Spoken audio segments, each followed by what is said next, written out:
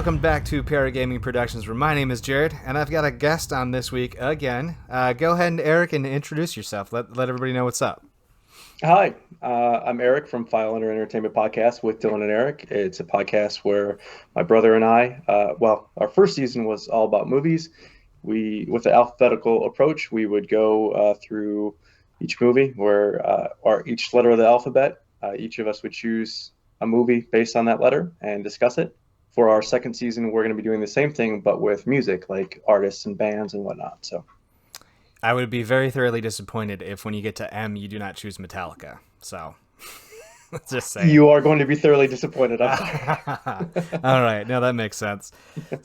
So, with a little bit of video gaming, obviously, we start off with video games. Call of sorry. Duty, you said you started one of your top enjoyed games. You talk about Call of Duty Modern Warfare 2019, the most recent edition. The most recent modern edition when they came out with Warfare. How are you feeling about Vanguard? Uh, Skeptical. I mean, I'm looking forward to it just because I typically play almost all the Call of Duties, with the exception of I'm not a big Black Ops person. Like when the first Black Ops, like the first one came out, I played the hell out of that. But all the subsequent Black Ops ones, I've just not been into.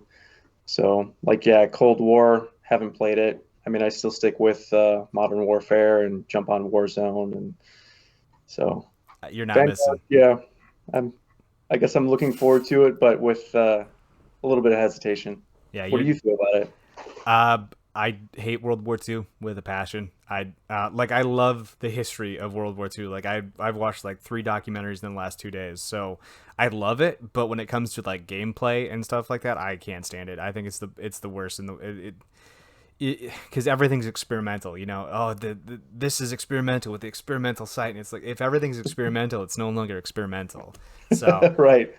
And I feel like, I mean, they just did that with Call of Duty. Like they mhm. just had World War II a few years ago. Was it 2017? So I guess it's Yeah. several years now. But I mean, that was a good game, but it's the same thing. It was like a return to World War II, and it's like you're going back to World War II yet again. It's like how many times can you kick that horse? Well, I mean, I can see the progression because it was Modern Warfare 2019, and then they went to Cold War, which is the next step back, and now they're going even a further step back. And it's kind of like, okay, well, when are we gonna go and do Call of Duty Primal? What was that, Far Cry Primal, where we're throwing spears Right. and stuff like that. It's like, oh, Warzone's got woolly mammoths all over it.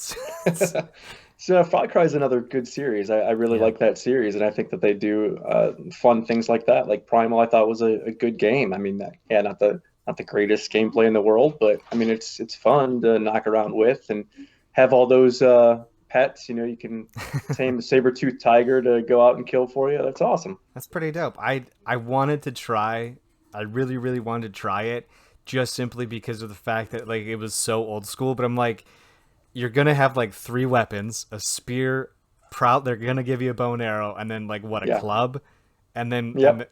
that I feel like it's like, I don't know. It feels so stifled.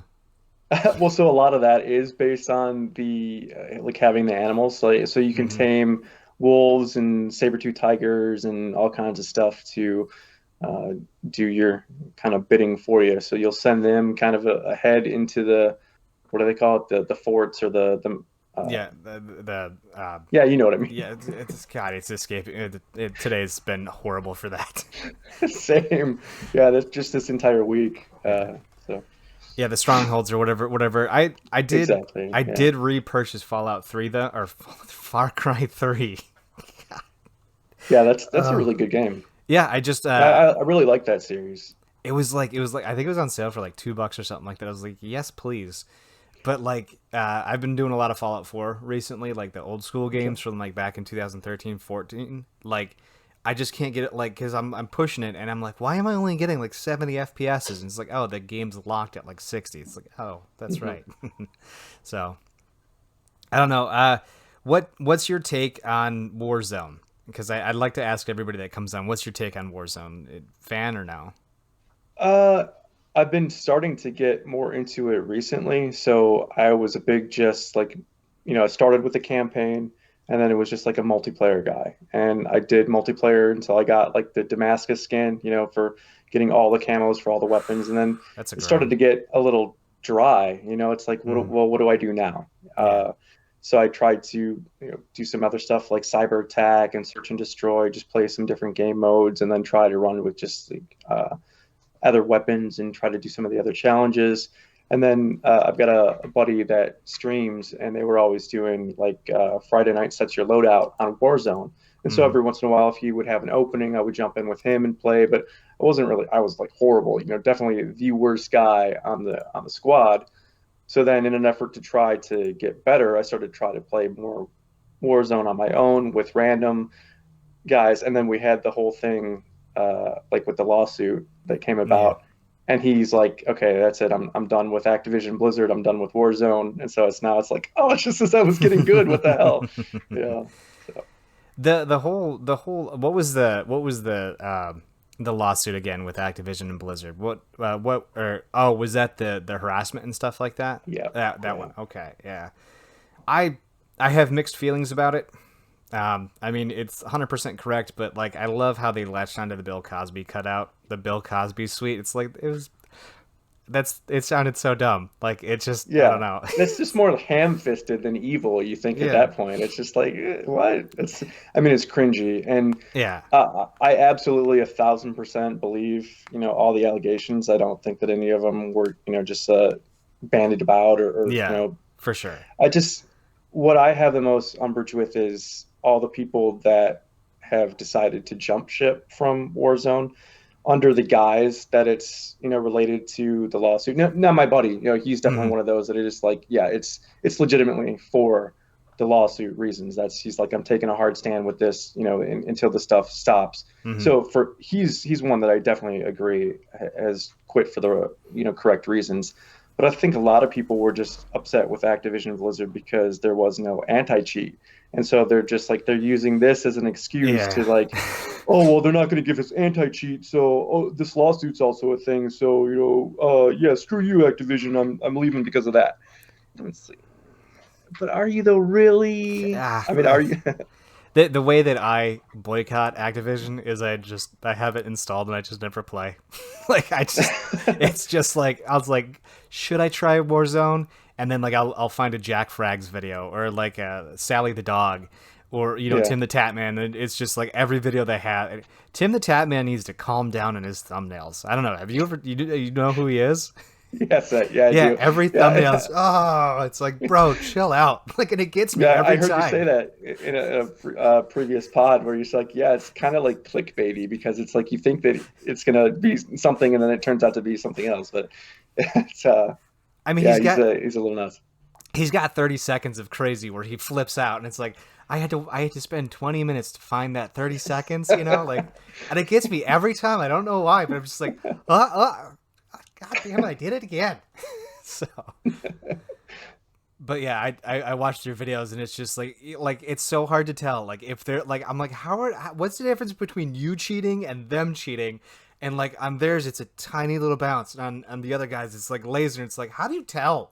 Like if I'm Yeah, not, because like I have a big 65-inch TV behind me for those of you who are listening, and like when you look at a gaming monitor versus like a big TV, you really can notice the differences when you crank the settings up. But like if I'm not watching on my gaming monitor, I can't tell. I can't tell. Like I'm just like, well, I suck. I died.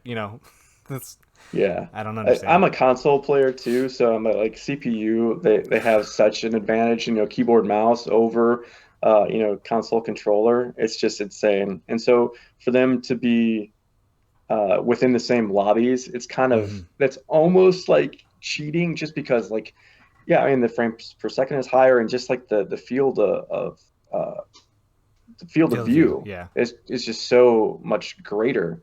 Well, it's like it came uh, as a benefit when I was playing with that streamer guy because he transitioned from console to CPU, and so Hmm. now he all of a sudden was like our sniper, doing Overwatch Yeah. with keyboard mouse, and so he's got like, oh, these guys are over here, and it's like, what the Ah. hell? Like, how are you seeing that? So it was a huge benefit from that respect, but then.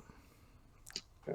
I never mess with the field of view, to be honest with you. My field of view is whatever comes as preset. That's what it is. I don't try to widen it. I don't try to deviate it. I mean, like, I'm the kind of guy that if you put me in VR, I'm kind of like, oh, okay. Like, I was just watching somebody play a VR game before, and like I had to look away for a little bit. It got me too much. Yeah, so my brother just got the Oculus Rift or whatever, and he had me try it, and it's like, I mean, it's cool. It's really neat, what can be done with that. But Mhm. yeah, it gives me a headache. Like the thing is just so tight on your head anyway. It's just like, oh, it starts compressing my skull, and like it just gives you a headache, and it's like you feel weird. It's just not natural to Yeah. because you're trying to like walk in place, but you're still like flailing all around the room. It's like it's a weird thing. Yeah. Super weird. I get like not I don't get motion sickness, but I get like I feel a disconnect from where I'm at in the game. Like it feels like because with you were right with the controller versus mouse and keyboard versus that, it was so weird because like when I made the transition from controller to mouse and keyboard, it was like a learning curve. But I feel Sure. like VR is just a complete like it's like good luck, like yeah, you haven't been able to walk for 2 years, let's go ahead and try to run, it just Exactly. Yeah. it's nuts, man. So I have to ask then, do you do the claw when you play with your controller, or are you just the normal kind of grip and rip? What do No you mean idea what I'm claw? Like talking about. this? Well, the claw is this weird setup where like your pinky and your ring finger go on the triggers, and then you Okay. use like your thumb to still control the stick, but then your pointer and your middle finger like do the buttons or whatever. Uh, Doctor Disrespect plays with a guy who uses the claw, and it's a very, I just what's his name? Z Laner. There we go, Z Laner. Okay. How do I know this? I don't even watch Twitch, but yeah, like Z, his name is Z Laner, and he does this weird claw thing, and he had a cam showing you how he played with his hands, and it's fucking ridiculous, man. Yeah, that's weird. I mean, I guess the standard, I use my thumbs for, and then like index finger and middle Yeah. finger, I guess for the triggers. I tried to get because like the real sweaty players will go Mm-hmm. with, like well, they're always crouching or, they're crouching or they're going prone Mm-hmm. to just try to get out of your line of sight. And so I tried to be like, okay, well, I can be equally sweaty. And I tried to get the back buttons to try to that's just completely unnatural. It's like, no, I cannot, I can't do it. So, I've heard that term so many times as sweaty player. What is it like? What is a sweaty player? well, so like, so you've played Warzone, they have like the loading when you're getting into the lobby, you kind Mm-hmm. of drop down out of the sky, but then like as the lobby is filling up, ready for the game to load, you're there and you can still like run around and shoot people and kill people. Yeah. And it's like heaven forbid you kill one of these like uber sweats in that lobby. They're like, oh, they start raging out and you Oh. motherfucker. It's like, dude, it's the lobby. It's not even the game. Why are Uh, you getting so upset? And it's like I've never understood the the reaction. It's like when you kill somebody, when you're on equal terms or whatever, like when you mm-hmm. first drop down and you Yeah. both got pistols, and maybe you saw him a split second, so you got the jump on him or whatever, and you kill him, and you're like, you fucking suck, you motherfucking dick. It's like I don't understand that. Like you're here to play the game and have fun. I clearly got the jump on you. Why are you so pissed off about it? I just don't understand. It's like, and then when you go to the gulag, after you die and you I go to the hate the gulag, gulag. and then uh, the goal is to kill the Yeah. other person to get out of the gulag. And like, heaven forbid you kill somebody in the gulag and get out, and they're like, "Oh, you cheater, you uber sweat, whatever." It's like I was in the gulag, which means someone killed me. So how would I be a cheater? I don't understand that. People are just I don't get it. I don't get it at all. The biggest call outs that you hear when I die is banana fucking sandwich. That's like it's like my go to. I don't it stems from the days when I worked in a call center because in a call center you can't be like, yeah, fuck you, like Right. or like like fuck, so usually I would just go banana sandwich, and the person on the other line would be like, what? I was like, Yeah. I'm trying, I'm just like, that's my replacement word for a dirty one. It's like, yeah, my computer's not working with me, so it's pretty dope. Yeah, I don't That's like cool. I sucked at I hate the gulag. I hate it because it's like, here's the Desert Eagle. It's like there's a reason why I don't have like my Desert Eagle's level 1. You know, like it's just Exactly. God. I hate the fucking gulag because like I never can win. But like I just War I think I've only placed like top 5 in Warzone twice because I was literally carried from the beginning to the end by my teammate. You know, it's like, oh, I'll buy you back, Jared. Please don't. Just yeah, I'm a detriment. You know, Just let me watch you. That's fine. save your $4,000 for something. You know, like just it's okay, man. But no, yeah, okay. So I know the tryhards that you're talking about. I hate those people. Like, it's a fucking game. It's a fucking Right. game. Relax, bro. Like It's supposed to be relax. like stress relief. That's what I use it for. After a hard, shitty day at work, you come Yeah. home and you just kill some people. And so that's why a lot of times, if a game has got a campaign, I'd rather just play that, just kill some bots. I And that's why I don't mind the World War II ones. hmm It's like because it's okay to kill Nazis. Yeah, You go yeah. and just kill Nazis all over the place, and that's perfectly acceptable. So I love the first no, I think it's the only mission where it's straight linear in Call of Duty 2019 where you raid the house, just the yeah, silent. I love that mission. Oh my god. I had an old school video where I invited a friend of mine who never played on mouse and keyboard. She never played the Call of Duty campaign either. Like she played like Modern Warfare 1 or 2, the okay, OG, and I was like, hmm "Sit down, go for it, have fun, best of luck." And I was like, "I'm gonna record you, and we're gonna try this." And it was funny because that chick who's gonna grab the IED at the very end and almost blow you up. She yep. kicks through the door, pops her right in the head right away because she got scared. And she's like, "Oh my god!" And I'm like, "No, you're actually supposed to do that." Like, so I just thought it was kind of funny because like she killed him right off the bat, and it was fun. I That's love that. funny. I played on I think I played on like extra veteran or whatever, like the hardest difficulty Mhm. with just a pistol. Oh, you want to talk about frustrating? That's frustrating as shit. Yeah, no kidding. Have you ever heard of a game called Ground Branch at all? Ground branch? Yeah, No. it's a Mm-mm. milsim tax shooter. Like Okay. it's like a hardcore military simulation. I don't even know if it's out. It's still technically a pre-alpha on PC, but I know there was Insurgency Sandstorm that they ported over to consoles. No, my bad. Just like if you want a game to where like you need to be sweaty and like a try hard, like Ground Branch is hmm it. Like you can literally run a corner and then you die and you don't know where it came from. And it's mightily frustrating, but like sometimes, because I know you told me you're a veteran of the Navy, like when people start talking old school, because I was Air Force for people that don't know, and I used to be a cop in the Air Force. So like Okay. when I'm like calling out my positions and I'm talking, then you get somebody who calls back, and you're like, oh, yay, you know. My people. Yeah, and like it's funny because it'll be like, oh, what branch were you? And they're like, I just know how to communicate. And it's like, well, still, thank you. Like it's nice, you know. But then again, these are the kind of people that you're playing a milsim shooter, and those are Mhm. the people it typically attracts. So, Yeah. oh god, what is that? Get out of there! A random thing just popped up. I don't know what that was. All right though. Jesus.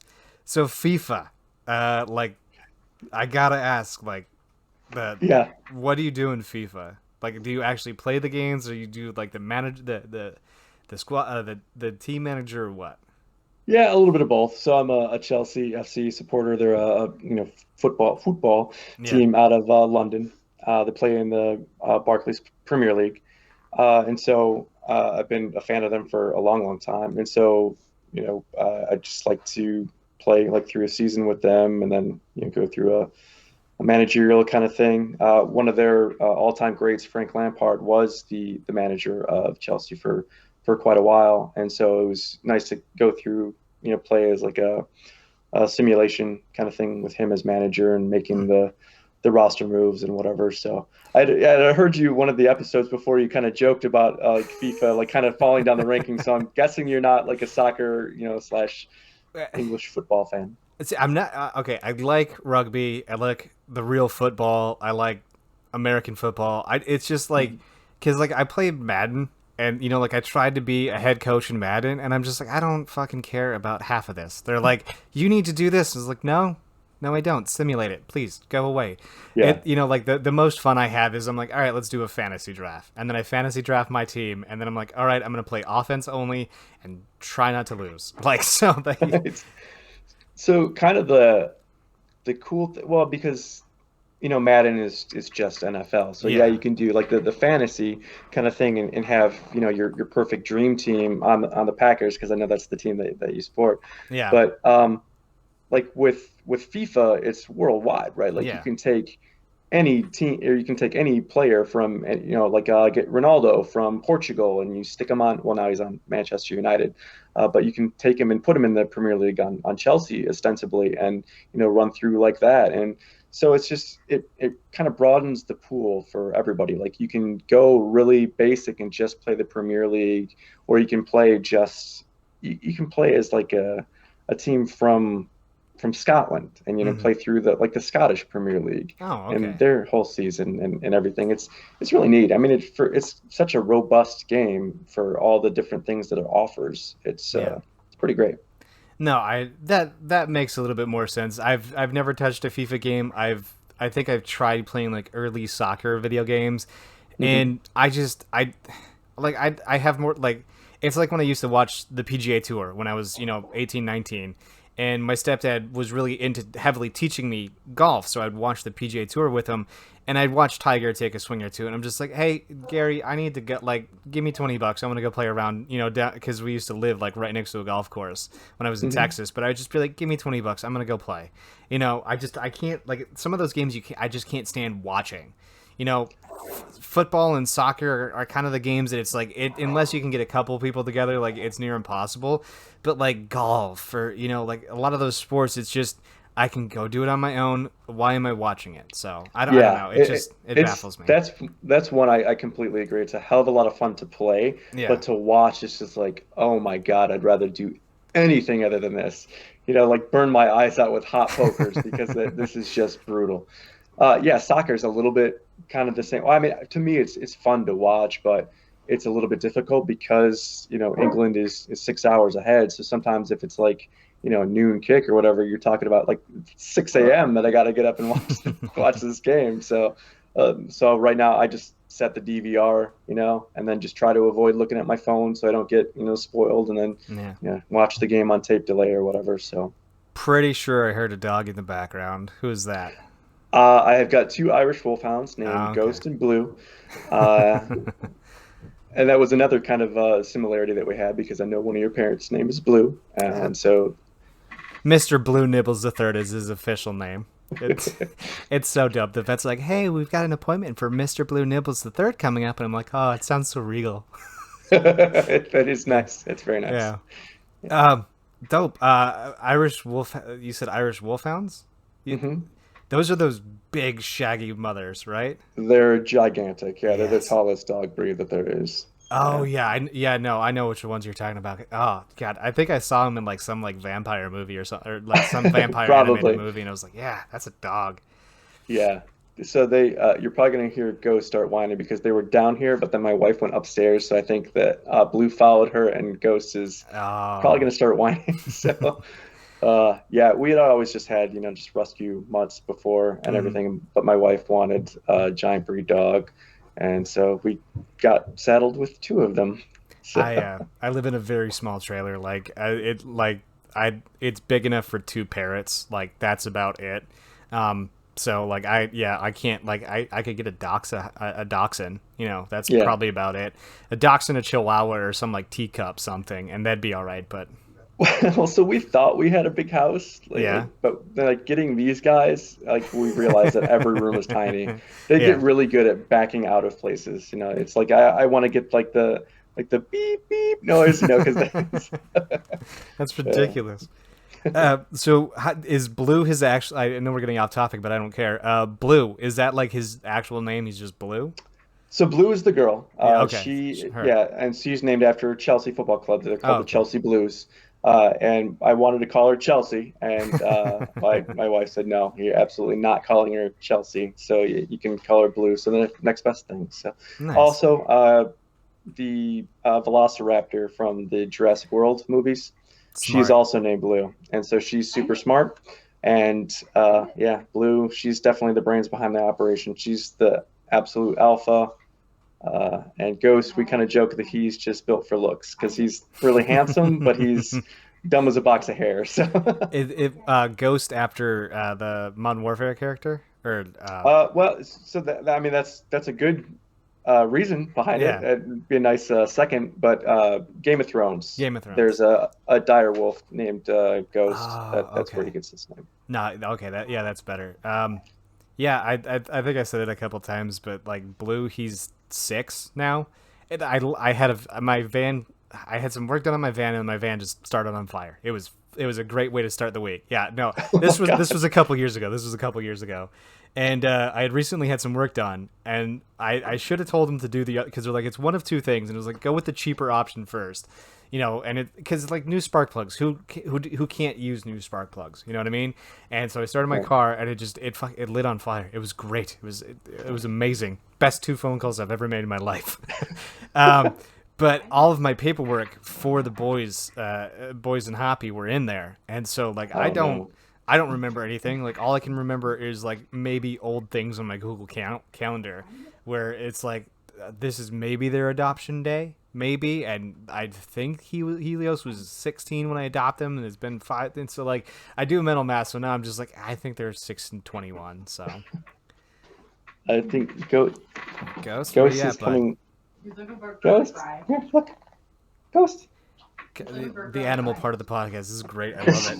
Yeah, I love I'm it. sure that's great for the listeners that they're just really enjoying this. Well, see, this gives the listeners a reason to come over to YouTube and watch me. There you So go. yeah, all right. So Resident Evil. Yeah. Where did you start? Where are you at now? And how do you feel about the series? I feel good about the series. I don't know. I think I'm just not as good of a gamer as I once was or as I thought. I mean, I guess my reaction time is slowed or whatever as I age because like the third one I was super excited to play because I was a huge fan of the original Resident Evil 3, a Mm-hmm. huge fan of Jill Valentine. And so when the remake came out, I was like, oh yes, I'm super on board. I played a demo and I'm glad that I played the demo Oh, before I actually played like the actual game because I sucked. It's like so hard. Like I don't even think I made it. I didn't even complete the demo. I was that bad. So I was just like, yeah, they're too difficult anymore, I think. So how's it a thing? It's too difficult. How is it a thing? I don't know, but I mean I remember the older ones being difficult, yeah, Mm-hmm. like having kind of like a learning curve where you had limited ammunition and the enemies obviously get tougher and whatever. But I just don't remember it being as tough as the new ones are.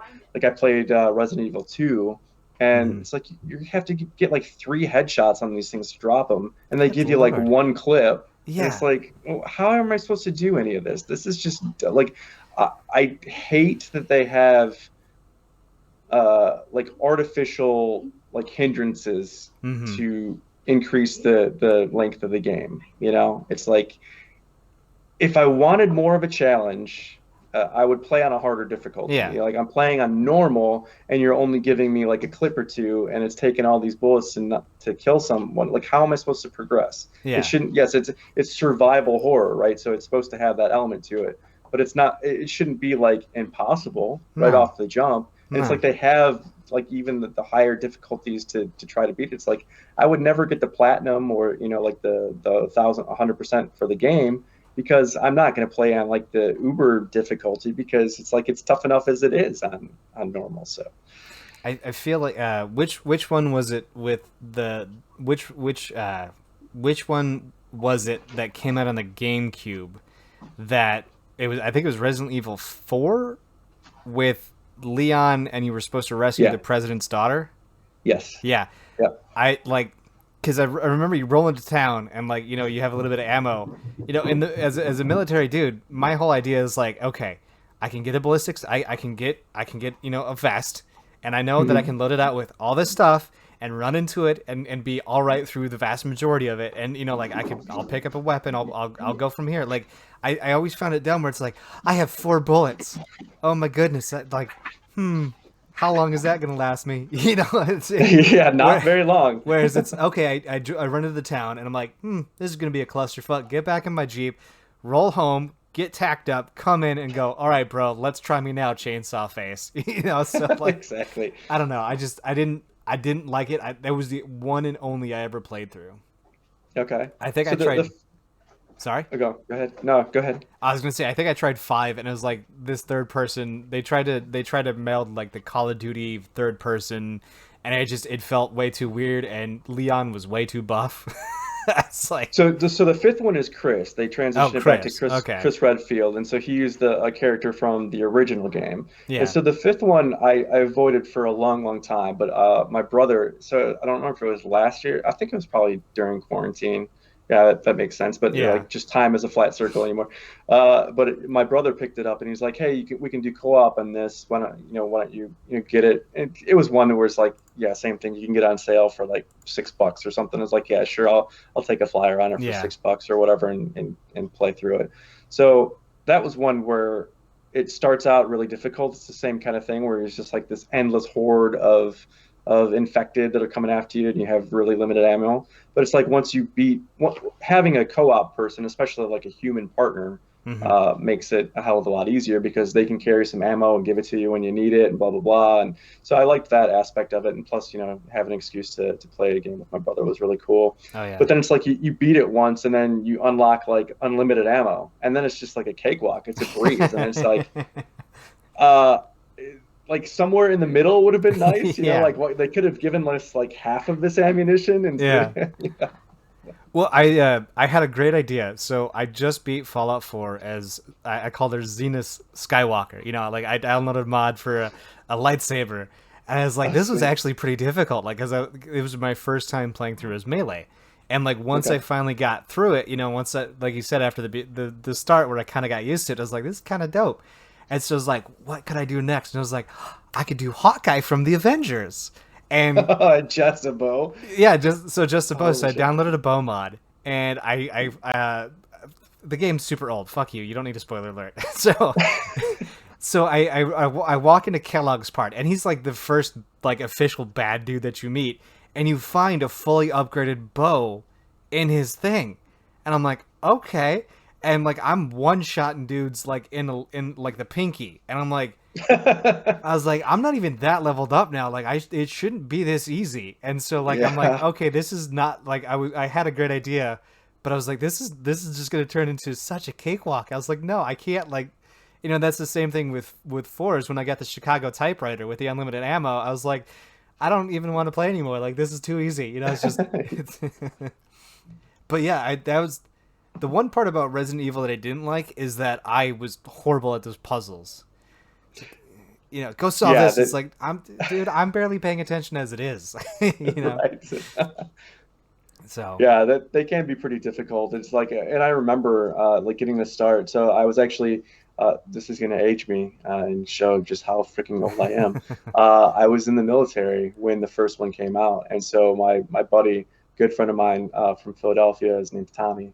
Uh, he got a PlayStation, and we happened to be out on detachment in Nevada, and we went to this Walmart in this Nevada where there was like nothing else, hmm and bought a copy of Resident Evil, probably like the one that they had or something. It was like a Walmart that got no traffic for this little shit ass town. oh yeah. And like we, so the really funny thing is we rode bikes. Like we were out there on detachment, so we didn't have like our vehicle, right?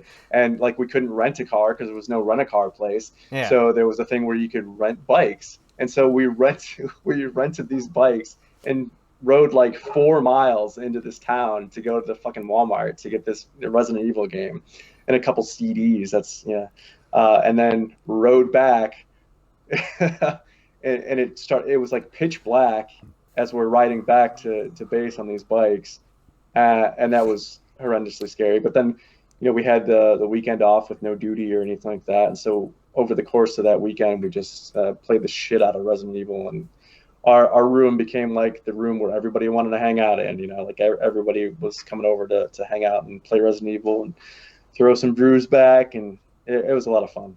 That that sounds very similar to what my room was like when I was in the barracks too. Because I had finally decided, because like I was a PlayStation fanboy. Like I joined the military when the 360 and the PS2 were a thing, and so I said, forget it. I'm getting a 360. I got a 360. Well, my buddy from literally who was right across like the door right across the hall would come over and we'd play Call of Duty. And then what would happen is that my other buddy who lived off base would always come over after training and stuff like that, and we play a whole bunch of Call of Duty as well too. And everybody, everybody that was part of the cop squadron that knew me that liked to play video games would always come over and hang out. It was nice because they had some girlfriends that cooked, and so I was fed very very well in my dorm room. But detachment, what is because I is that a TDY where you guys just go train somewhere or? So I was part of a squadron of F-18 Hornets. I Mm. was lucky not to get boat attached, so thank God for Oh, that. nice. And so we were based out of Jacksonville, Florida, Okay. and so I was really fortunate going to my squadron because they had just come off of a 6-month deployment on an aircraft carrier, and so we didn't have like workups for the next cruise cycle for almost a year. So. But the one thing that we did have was this 2 weeks temporary assigned duty, this detachment where like 3/4 of the squadron had to go out to like Top Gun school, is what it was in Fallon, Nevada. And so our squadron was out there for a few weeks so the pilots can get qualified doing different things, Oh, okay. and then back to our normal squadron. And then we had to start the workups where we had to go out for like 2 3 weeks on. We were actually the first squadron. The John C. Stennis was like a brand new aircraft carrier at the time, and so we went on deployment there, and then we did a 6-month Mediterranean cruise on the John F. Kennedy CV-67, and that was a lot of fun because I got to go places that I wouldn't have otherwise got to go to. Nice. Greece twice, Spain twice, France twice, Slovenia, Turkey, Bahrain, all over the world. So, Turkey's nice, isn't it? Turkey's a nice place. so when we went then, Mm-hmm. and so I don't want to offend. I've got a Turkey story for you. I don't want to offend any of your listeners if you have any listeners from Turkey. So when we went in the military, it was super nice. Mm-hmm. Uh, the job that I'm at now, we're an equipment manufacturer, and this company in Turkey bought a piece of our equipment, and they had it installed, and they were having some issues, and so I had to go out there with a couple of the field service guys that report to me, and so where this place is situated, it's 20 miles from the Syrian border. So it's like when we Oh, when we flew into Turkey, we flew into what's the name of the big Istanbul. Istanbul. Yeah. And so from Istanbul, we went to Ankara. And from Ankara, we had to drive to Azmiani, is the name of the town. And it's like, yeah, it's like 20 miles from the Syrian border. And we would be in the hotel in the morning, like getting ready to go into the plant. And we would see these military jets going out with like full ordnance on it and then coming back with nothing. And we're like, fuck, we are in like the flight path for these jets. What the hell? What if they slip, or what if they drop something on accident or whatever? Yeah. So it was terrifying. And like from the plant, you could actually see like over the valley to the mountains. And one of the guys was like, "Yeah, right over there. That's Syria." Nice. And I was like, that's kind of cringy. So Yeah, the I had something similar to that where because technically we didn't exist. We were on a 1 by 1 mile base in a secret location. Like they blacked out our orders, all that fun nonsense, and it it was was Area 51, right? no, no, no. It was, if it was Area 51, I would be a psycho talking on. Yeah, no, I would not be doing this if I was at Area 51. I can't hold a secret. I'd be like, there are aliens, you guys, like for reals. There's aliens and the frogs with the fluoride. So like, no, but I didn't know like where we were on a map, like, cause like they told us, and I was like, yeah, whatever, I'll Google it later. And then like I Googled it while I was there, and I was like, oh fuck, like we are legit on the border with some bad motherfuckers. There was a thing that went down where like they were gonna have to evacuate an embassy that was right Oof. right near because it was like The embassy was right across the border, and then like we're on the other side of the border. So, and like we had a decent amount of people because we had a bunch of Navy cats who would fly in a bunch of jets and a bunch of, and they would basically bring everything to us, and we were a staging area for Afghanistan. And it was just cool because like you guys, for, like once a week, you guys would come and hang out with us, and it was amazing. I loved it. There was a gal that I played ping pong with and pool all the time with. Um, but they were gonna have to evacuate, and I'm like, where? Like we were like, where are we gonna store them? Like where are we gonna guard them? And they're like, oh, they're gonna stay in this giant hangar, and it's like, what? And they're like, yeah, we'll unfold cots and just call it a day. I was like, okay, like it was pretty bare bones as it was to begin with, but like, yeah, there's a point in time where where we were right next to the border too, and I was like, all right, fucking okay, like let's do this, I guess. Yeah. But those guys are crazy though. I loved them. They had like different uniforms for like everything. I saw like orange camouflage. I saw blue camouflage. I was like, what? Where would orange come into play? Like I don't get that one. Like Well, where like fall foliage kind of line? yeah, I don't know. it was like Yeah. the old school BDU, but like fall foliage, and it was Huh. weird because it mixed really well with the desert though. I took a look at it and I was like that really, and then like because we were driving past them, and I was like, oh, okay, that kind of does work pretty well. Yeah, I guess I see that. Yeah. I guess you think of sand or whatever and desert more as like a brown, but yeah, I guess like depending on the shade or whatever, I guess that could be a thing for sure. Well, I mean, think about tigers. They're bright Yeah. orange and black in a green jungle, and they still hide like nothing. Yeah. Damn, man. Yeah. So I do want to date you here, because that was 2005 to 2011. When did you go in? Super earlier than that. Super It's like a earlier than decade that. earlier. Yeah. I was 95 to 98. Oh, okay. You're okay. I was like, maybe he's mid 40s, like early 40s. All right, now. All right, Yeah. I got you, man. I got you. What made you want to join is my question.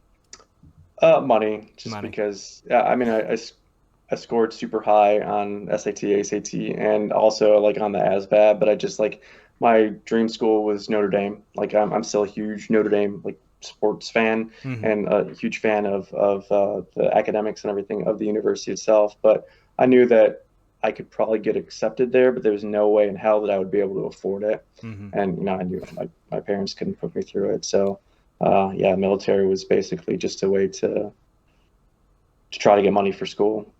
Was it was it worth it for you? Yeah, I mean, like I said, I got to go to a lot of places that I otherwise wouldn't be able to have gone, see some things, and I made friends. So that was the one thing that my recruiter didn't lie about. My Hmm. recruiter was like a really shady dude because, yeah, it turns out like I scored high enough on the ASVAB, but I was just such a naive kid. I Ah, scored high enough that I could have gone into like the nuclear program. that would have been bad. Well, yeah, because I probably would have ended up on a sub for 6 years or something, and probably would have blown my brains out or whatever. But um, I I got screwed over by this guy because I still don't understand why. Because my thought process would be like I thought that they would get like better incentives or something themselves if they put someone into like a higher billet like that. You'd think that they'd get something more comps or whatever. Yeah. But so I actually wanted to be a police officer. Hmm. Specifically, I wanted to be a homicide detective. Nice. And so that was another reason for trying to go into the military. And I was going to try to do like, MP or shore patrol or whatever, like the Navy's version of like military police. And so this guy told me that they take the most like MPs for that billet from just like undesignated seamen, just like, like boatswain's mate strikers or whatever. Yeah. And like me being like the really naive kid was just like, okay, yeah, sure, whatever. So I could have gone nuclear. I had my choice of like any A school, but I went in undesignated because I believed my recruiter. Yeah. And like halfway through boot, they gave you the option. They told you like basically, oh, you're undesignated. You're probably going to be scraping barnacles off the side of a destroyer or whatever, like hanging 40 feet in the air, like scraping barnacles and shit. I'm like, I don't want to do that. Like, is Yeah. there any other thing that I could do? Like, well, since you're already in boot, you can't like go to A school now. Like, you Yeah. can't just choose an A school, but you can change your designation. You can go either like fireman or you can go aviation. And a couple of my other buddies that were in there were going aviation. So it's like, yeah, sure, I'll do that. And so I really lucked out in that respect and became a structural mechanic, working on F-18 Hornets, and yeah, I made a lot of friends and people that, life gets in the way, especially as you get Hmm. older and people Yeah. start, getting married and having kids or whatever. And so I've lost track with a lot of them, but for a long, long time after getting out, those I still kept in contact with those guys. So that was Yeah. what I was going to say about the recruiter. He says you'll make friends for life, and he wasn't wrong. Yeah. I'm sure that a lot of those guys I could still, lean on and contact them, and it would be like we never missed a beat. I know of a few individuals that if I reach out to them, it's pretty much going to be an immediate, like if I text them as soon as they see that I'm reaching out to them to converse or to chit chat for something, they'll definitely they'll be like, oh hey Jared, what's up, and I'm kind of the same way. I've had a few friends reach out to me when they're in a tough spot, and it's just like, yo, what's up, man, let's talk. Yeah. I'm not doing anything, no worries. So It's a good feeling to have yeah. that support group, and to be part of that for somebody else. It's Yeah. it's it's pretty it's big. interesting just how, like I think a guy that called me up not too long ago, about a year ago now, like I remember he hit me up and we hadn't talked for, shoot, 5 6 years, hadn't seen or heard from him for 5 or 6 years. He was very he wasn't too proactive on Facebook, so I never really saw much. And he's Mm. just like, "Hey man, what's up?" And I was like, "Hey, what's going on, dude?" We chatted for like a week straight. It was awesome. But your recruiter definitely. The one thing I learned about recruiters is that they are douchebags, I guess to say the Yeah. least. They because like they do get points for where they fill people, but it's what the top brass say you need. Mm. And there's never any shortage of cops, dude. Like that's how it was in the Air Force. If anybody was undesignated, there was a very high chance that they were going to be PRP certified for the nuke bases as a cop. And I was dumb. I was like, I want to be a cop. They're like, no, no, no, you don't want to be a cop. And I was like, I want to be a cop. And like I made it my goal to be a cop, because I was like, if you don't give me the paperwork for a cop, I'm gonna go talk to Army. And no, no, no, no, no, no, no, no, don't go to Army. Yeah. I'll get it worked out. So I was like, that's dope. So, I've thought, really hard about that because a lot of people have asked me too, like, wouldn't he get more for filling you in a spot where you would Yeah. have had like a longer enlistment and everything? I was like, yeah, I would have thought so. Like, the only thing I could have thought is, like just jealousy. Like maybe he wanted that for his life and he wasn't fulfilled, and he's like, shit, I'm an E5 that's been in for forever, and I still got however many years before I can retire, and this Yeah. kid's got the whole world in front of him, and he's dumb as shit, like he doesn't know anything, so I can tell him whatever, and that's the only thing I can think of. Like I would love to be able to like find the guy now and pick his brain. It's like, why did you screw me over, dude? Like what what did you get out of that, other than just the satisfaction of screwing over someone that didn't know any better? I think a lot of it plays into numbers, because I mean I when I was in, that was one of the things that I pursued, was trying to figure out how to be a recruiter, like what recruiters did or what have you. And a Mm-hmm. lot of it is like, if you thought some career fields were super political, being a recruiter is absolute political. You are straight working for the man himself, and it's just. I was like, this is dumb. I was like, no. Like I read like the first couple parts about being a recruiter and how political it got. I was like, nope, not even gonna touch that. I'm just gonna continue to do what I do. So, yeah, yeah, it was fun. I dream about it all the time. I'm like, yeah, let's go back. And then I realized how fat and out of shape I am. So I thought really because I only had, because I initially went in undesignated. I Hmm. had an 8 year enlistment, but only three of it was active, and so I Wow. had five reserve. So when like September 11th hit, like I was still in the reserves, and I was Hmm. like, shit, am I gonna get like called up and sent somewhere? And I actually had some buddies that had like recently gotten out, and they were just like re-upping and going back in Hmm. as active again. They're like, this means a lot to me. I want to go over there and fight terrorism, and so I'm gonna re up. And so I was just like, yeah, I Dude, the reserves are they're interesting. The reservists are, because I worked with active duty almost my entire career, and the two times I worked with reserves and National Guard, I was not impressed with the National Guard guys. Those I can't. But then again, I was they were handpicked, and this was like 2006 Iraq that we worked with them, so it okay. was still technically kind of early-ish on in the war, but like the reserves that I dealt with, it was insane. Like, we would sneak PSPs out as E3s or E2s, and I remember I was with this tech sergeant who was, I think, tech sergeant at E6, and he busts out a PSP and he's just playing, and I'm like, dude, what are you doing? And he's like, I don't give a fuck. He's like, the master sergeant probably asked me to play with him, or like the flight chief will probably ask me to pair up with and play a game. And I was like, are you kidding me? Sure as shit. He rolls up. Dude's just playing his PSP. The guy's like, oh, what you playing, man? He busts out his PSP. I was like, oh my Shit. God. Like What the hell?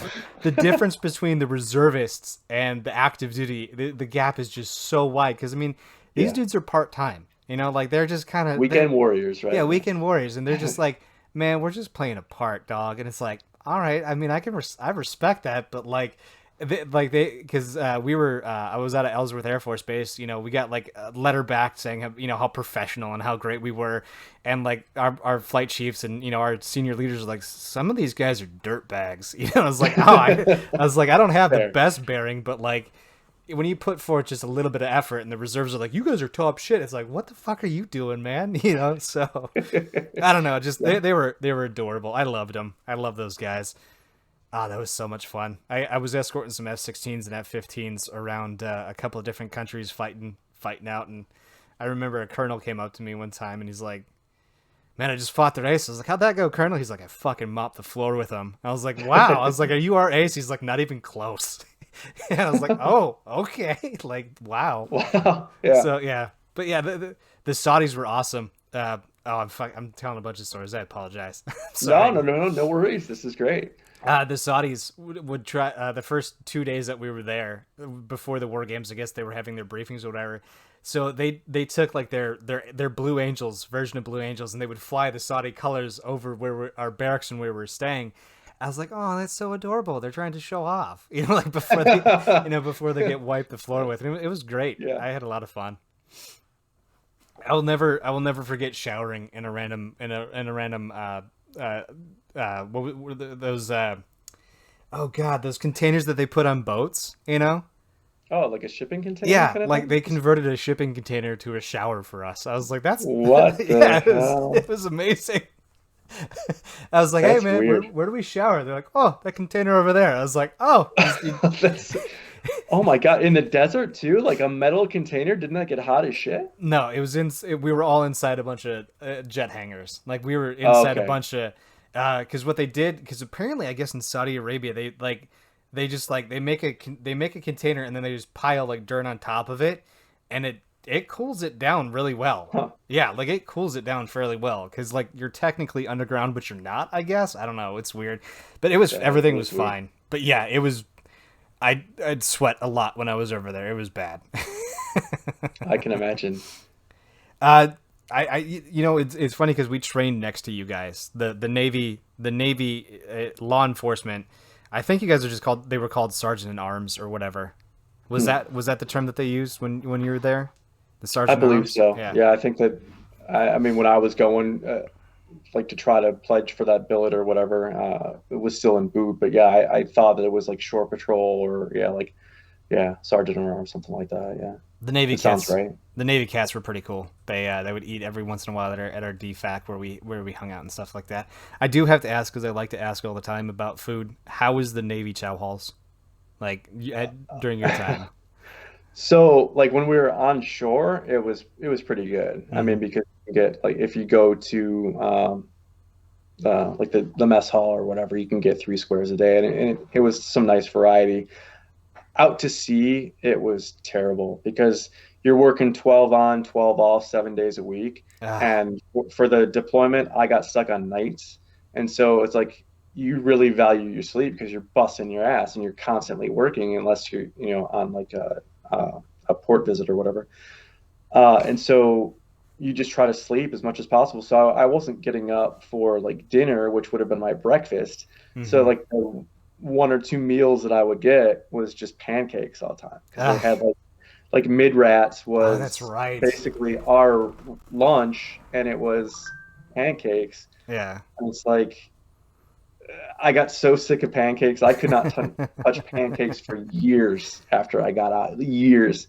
And now I love them again, but it's just like Yeah. I was so sick of seeing freaking pancakes for the longest time. I used to work mids too. I think that's half the reason why I was on mid shift, because I never complain about much, you know. But it was amazing because I would work those midnight shifts, and it's like you wake up, you have dinner for breakfast, you know. So like I'm eating steak and lobster, and that's my breakfast, and then for Yeah. my lunch and dinner, I'm eating like French toast and scrambled eggs, and I love me some breakfast foods. I really really do. But there's only like I can't handle breakfast for 2/3 of my meals for 8 9 months. Nope. Yeah, it's like, well, half what. So the Kennedy was really weird Hmm. because it was meant to be like a nuclear carrier, but they built it so that the cores were too small, so it couldn't fit the reactors. So it was actually its own class of carrier. So What? that meant that we, yeah, so it was super weird. But the cool thing about that was it meant that we had to go to port more often, and we also had to get like more supplies more frequently. So it's like we were never the longest stretch during the 6 month deployment that we were out was 2.5 months, I think, and that was when we were in the Persian Gulf. And so the only port visit we had there was for Bahrain and the United Arab Emirates, which was like a super weird place. And the good thing about that was we were getting like hazardous duty pay. Hmm. Um, and you can really rack it up when you're Oh yeah. working Oh yeah. 7 days a week and whatever. So I mean that was the nice part. But um, yeah, like you said, breakfast for 2/3 of your meals. And oh yeah, the point was that we would have like the eggs, like the real eggs at Hmm. first, but then once you're out to sea for a month, then you're starting to get the powdered eggs, Yeah. and then the powdered eggs go away, and then it's just like the pancakes, and then it's like, okay. And maybe like every once in a while after we just got, resupplied, you get the tiny little boxes like Frosted Flakes or whatever. Ugh. But those would be gone in a heartbeat because Oh they yeah. come on with however many crates of those or whatever, and I don't know how many cartons they would have, but these tiny little boxes, and people would hoard those, and that was Yeah. like gold bars, after a while. For us, it was the tuna packs. The A lot of the guys like tuna packs, and I was I can neither confirm nor deny that I would grab tuna packs and have people pay me for them, because they'd be like two tuna packs per person, and Jared, I'll give you $10 if you grab me your two tuna packs for the day. I was like, you got it, bud, because I fucking hated tuna. A lot of like, Okay. well, the biggest thing was like everybody would work out like normal, stateside, and then we'd go, we'd be on deployment, and people would be like, I'm gonna get jacked, and it's like you don't need to get jacked. Like one of the guys that I used to work with, he was a big farm boy. Like it was so funny because at one point in time he couldn't put his seatbelt on. Like he couldn't reach Oh across him my to put on his god. seatbelt, and it was funny. That's too much. Yeah, because he's like, I'm That's gonna too get much. ripped. And I was like, dude, you're big enough as it is. And one time he's like, hey, Jared, check this out. I can't get my seatbelt. And I was like, dude, like, you think you're big enough already, bud? He was a great farm boy though. I loved him. But yeah, like So that's the you thing. gotta kind of wonder, like, okay, if you can't even get your seatbelt, like, how are you wiping your ass? Like, oh my God, that's the thing I think about when I see like the huge, like, swole guys. It's like, if you need like a stick to wipe your ass or something, you're too big, dude. That's too much. Or get a bidet. Get a bidet. Get a bidet. Why not? That only goes so far. But yeah, like that was our thing. Everyone like that was the niche. Everyone was like, I'm gonna get swole, and like that was it. Like it was. I was like, yeah, come on, And then the other thing, like too, was people would hook up, like all the time, and I was Yeah. like, what? Like, it was funny because like I was always the butt of the, I was always I was the new guy for like 2 or 3 years, even though I'd been at the same place for a Yeah. long time. It was because they're like, oh, Jared, tell us a little bit about yourself. I was like, oh, well, like I like Metallica, Insane Clown Posse, and everybody that I worked with were big farm boys and farm girls. So Shania Twain, Garth Brooks, those Uh, cats, and I'm like, heavy metal, like rap, and they're just like, ah, fuck off, and that's how I got the nickname Freak Show. So I was like, that's kind of cool. But yeah, that's a cool name though. Like as nicknames go, yeah. there's a lot worse things that you can have. Oh, Kraut sauce, Kraut, because my last name is super German.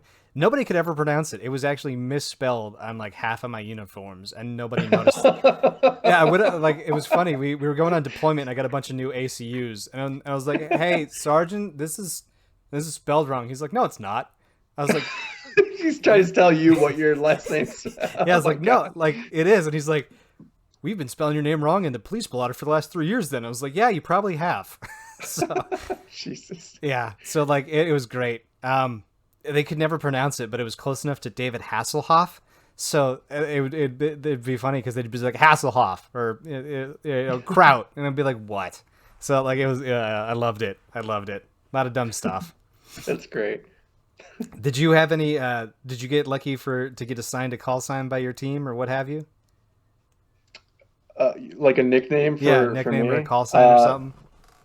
Yeah, I was like a Casper because Casper. I'm so pale. Yeah, Nice. that's why I said freak show is much better than that. Like there's certainly worse things that you could be Oh, could be called for yeah. sure. Yeah. I don't know. I was always kind of like on the outside of everybody because, like I said, Ellsworth Air Force Base was right out in the middle of South Dakota. Like Sturgis and Mount Rushmore were really the only attractions that were around us. And then the next big thing was, oh God, it was like 200 miles away from 150 miles or 200 miles away from us. Uh, it was like this famous like gas station truck stop area. Um, I forget. Oh, Wall Drug. Yeah, Wall Drug. Yeah, Wall Yeah, Drug. Like that was it. It was you enter in, you hit Sioux Falls, and then you hit Wall Drug, and then you hit Ellsworth, and then you're in Wyoming.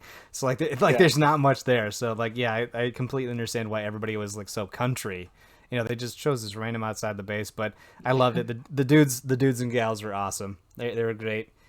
But I've been rambling on enough about military, so I want to shut up for a minute, and I want to ask you, what is your obsession with Captain Marvel? Because for those of you who are not watching, he's got a plushie, he's got some Yeah. posters, he's got like everything right behind him is literally Captain Marvel. So what's up, man? Yeah, no, it's just a really cool, awesome character. I think, in my opinion, the strongest in the Marvel Cinematic Universe. I know there's a strong argument can be made for Wanda, but I think Captain Marvel, Larson, she's a great actress. I was really happy with the casting of the role. I mean, the character is just super cool. I mean, I love the character. I like my fictional characters to be Hmm. strong, empowered women that don't need like a dude to handle their shit. So I listened to the episode where you're talking about like you didn't like that scene of like all like the girl power stuff Yeah. and I was the opposite of that. I loved it. I was like, fuck yeah, man. I get super on board for that shit. I like strong female characters.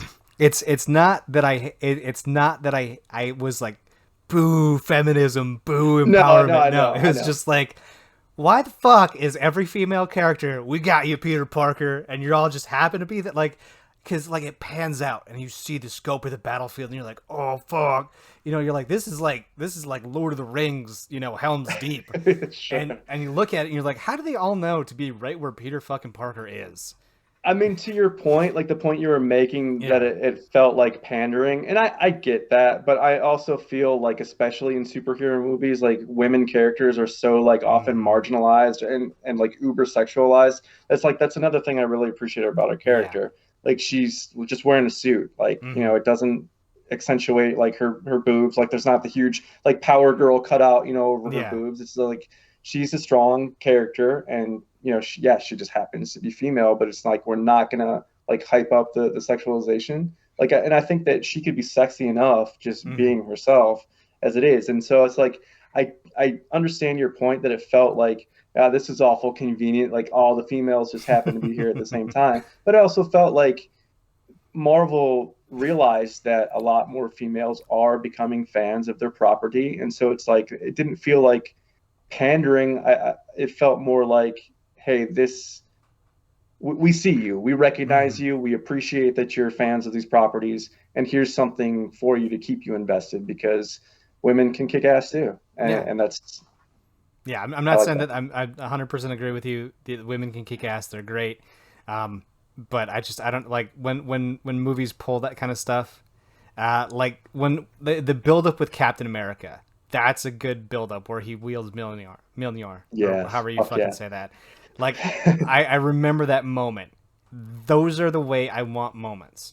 Like if like Tony Stark is getting his ass kicked, and all the girls Hmm. come around Thanos, and they're like, nah, bro, nah, you're gonna have to fight us first if you're gonna, and like that would be kind of cool, you know, where like they, you know, kind of like does that 360 around or something, you know, just like yeah, I can't do it, but like a nice build up instead of just boom, here it is, you know, that's kind of the way I like it. And to your point, did you hear about what the writer of Power Girl said as the boob window, like why she's got it? No. So apparently there's kind of two reasons. There used to be like the big S, like Superman, but she didn't like it, so she ripped it off, and then she just leaves it open because she doesn't know what to fill the void with. You know, because she doesn't know what side she wants to be on. That was, I think that was what one of the writers had come out and said about Power Girl's little boob window, is like she ripped off the S for like Superman and just doesn't know what to fill it with. I was like, I mean, like you're trying a little bit. That just sounds like I know I used ham-fisted already, but I'm gonna use it again. That just sounds like a real ham-fisted like Yeah, excuse for that. It's like, what's not gonna piss somebody off and sounds like it's sound pseudo kind of good. intellectual. Let's Yeah. go with this. Yeah, like it sounds like it's a real reach, you know. But The one interesting thing was I'm weird about Captain Marvel just because Brie Larson, she's a good actor. I like her. I do like her. But then again, like I like Black Widow. I like, you know, Henry Cavill. You know, I like a lot of good, strong actors who can portray. You know, if they can humanize the character, that's what I really look for. Which is why I like Superman 52. He's very humanized in that comic. But like, I just I don't like Brie Larson kind of as a person, which kind of skews me a little bit because of my buddy Alex always used to tell me he would really criticize the movies instead of like I go into it like a child. I just turn my brain off and I'm like, show me what you got, you know, mhm. let me watch this movie in front of you, and you know it was great, but like she came crashing down and she's like tore through Thanos' ship like it was fucking butter. I was like, Yeah. why didn't she do that earlier? You know, like she was a part of the whole thing, and then she leaves for some reason. And then when they're Yeah, about to do the time travel, wouldn't you want Captain Marvel there with you for the time travel? Like, for sure. you I know? think that they really didn't know what to do with her because, like, when they introduced her, they made her so powerful Yeah. and like that she can just like annihilate anything that they had to have a reason for her not to be present because if she's there from the onset, then we don't get to have, you know, that kick-ass fight scene between Mm. Thor and Iron Man and Captain America where they're all doing their battle with Thanos because if Captain Marvel's there from the onset, it's game over. So, you know, it's kind of like that Deus Ex Machina kind of thing where they have to have a reason for her not to be around. Yeah. So, A good reason for her not to be around. Shang-Chi. I mhm. know today is the third? Is it? Yeah. Today's the Yeah. third. So you're like, you're 4 episodes from tomorrow's release. So I know Shang-Chi will be out for a while. How excited are you for the new What Ifs, the Eternals, Shang-Chi, the new Spider-Man? How are you feeling about all those? Yeah, I like any, you know, superhero property really pretty much. So Marvel, we've had a tendency lately to, hey, if theaters are available for us to go, we'll see it. So yeah, we'll probably catch it in the theater. I mean, I saw the trailers for it. I mean, it's not hugely excited for it, but Mm-hmm. it's again, it's not really meant for me. I mean, it's out there for Asian American representation because it's another one that's not been like handled at all. Kind Mm-hmm. of like, you know, Captain Marvel and Black Widow were for the women. It's like it's been so long where you guys haven't had any representation. Here you go.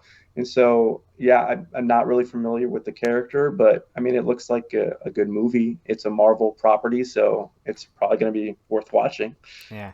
I don't know. I like all I the only it was funny because when they came out with the Shang-Chi with the trailer, I was like, "Wait, wasn't that weird Trevor dude who like was a fake dude and now it's like a real thing?" And my buddy Alex was like, cuz he's my Marvel guy. Like I have any Hmm. questions Marvel, I go to Alex. And it was I like he like even he doesn't know much about it. The Eternals were like a 2 series run, so there's not a whole lot Yeah. that goes on with it.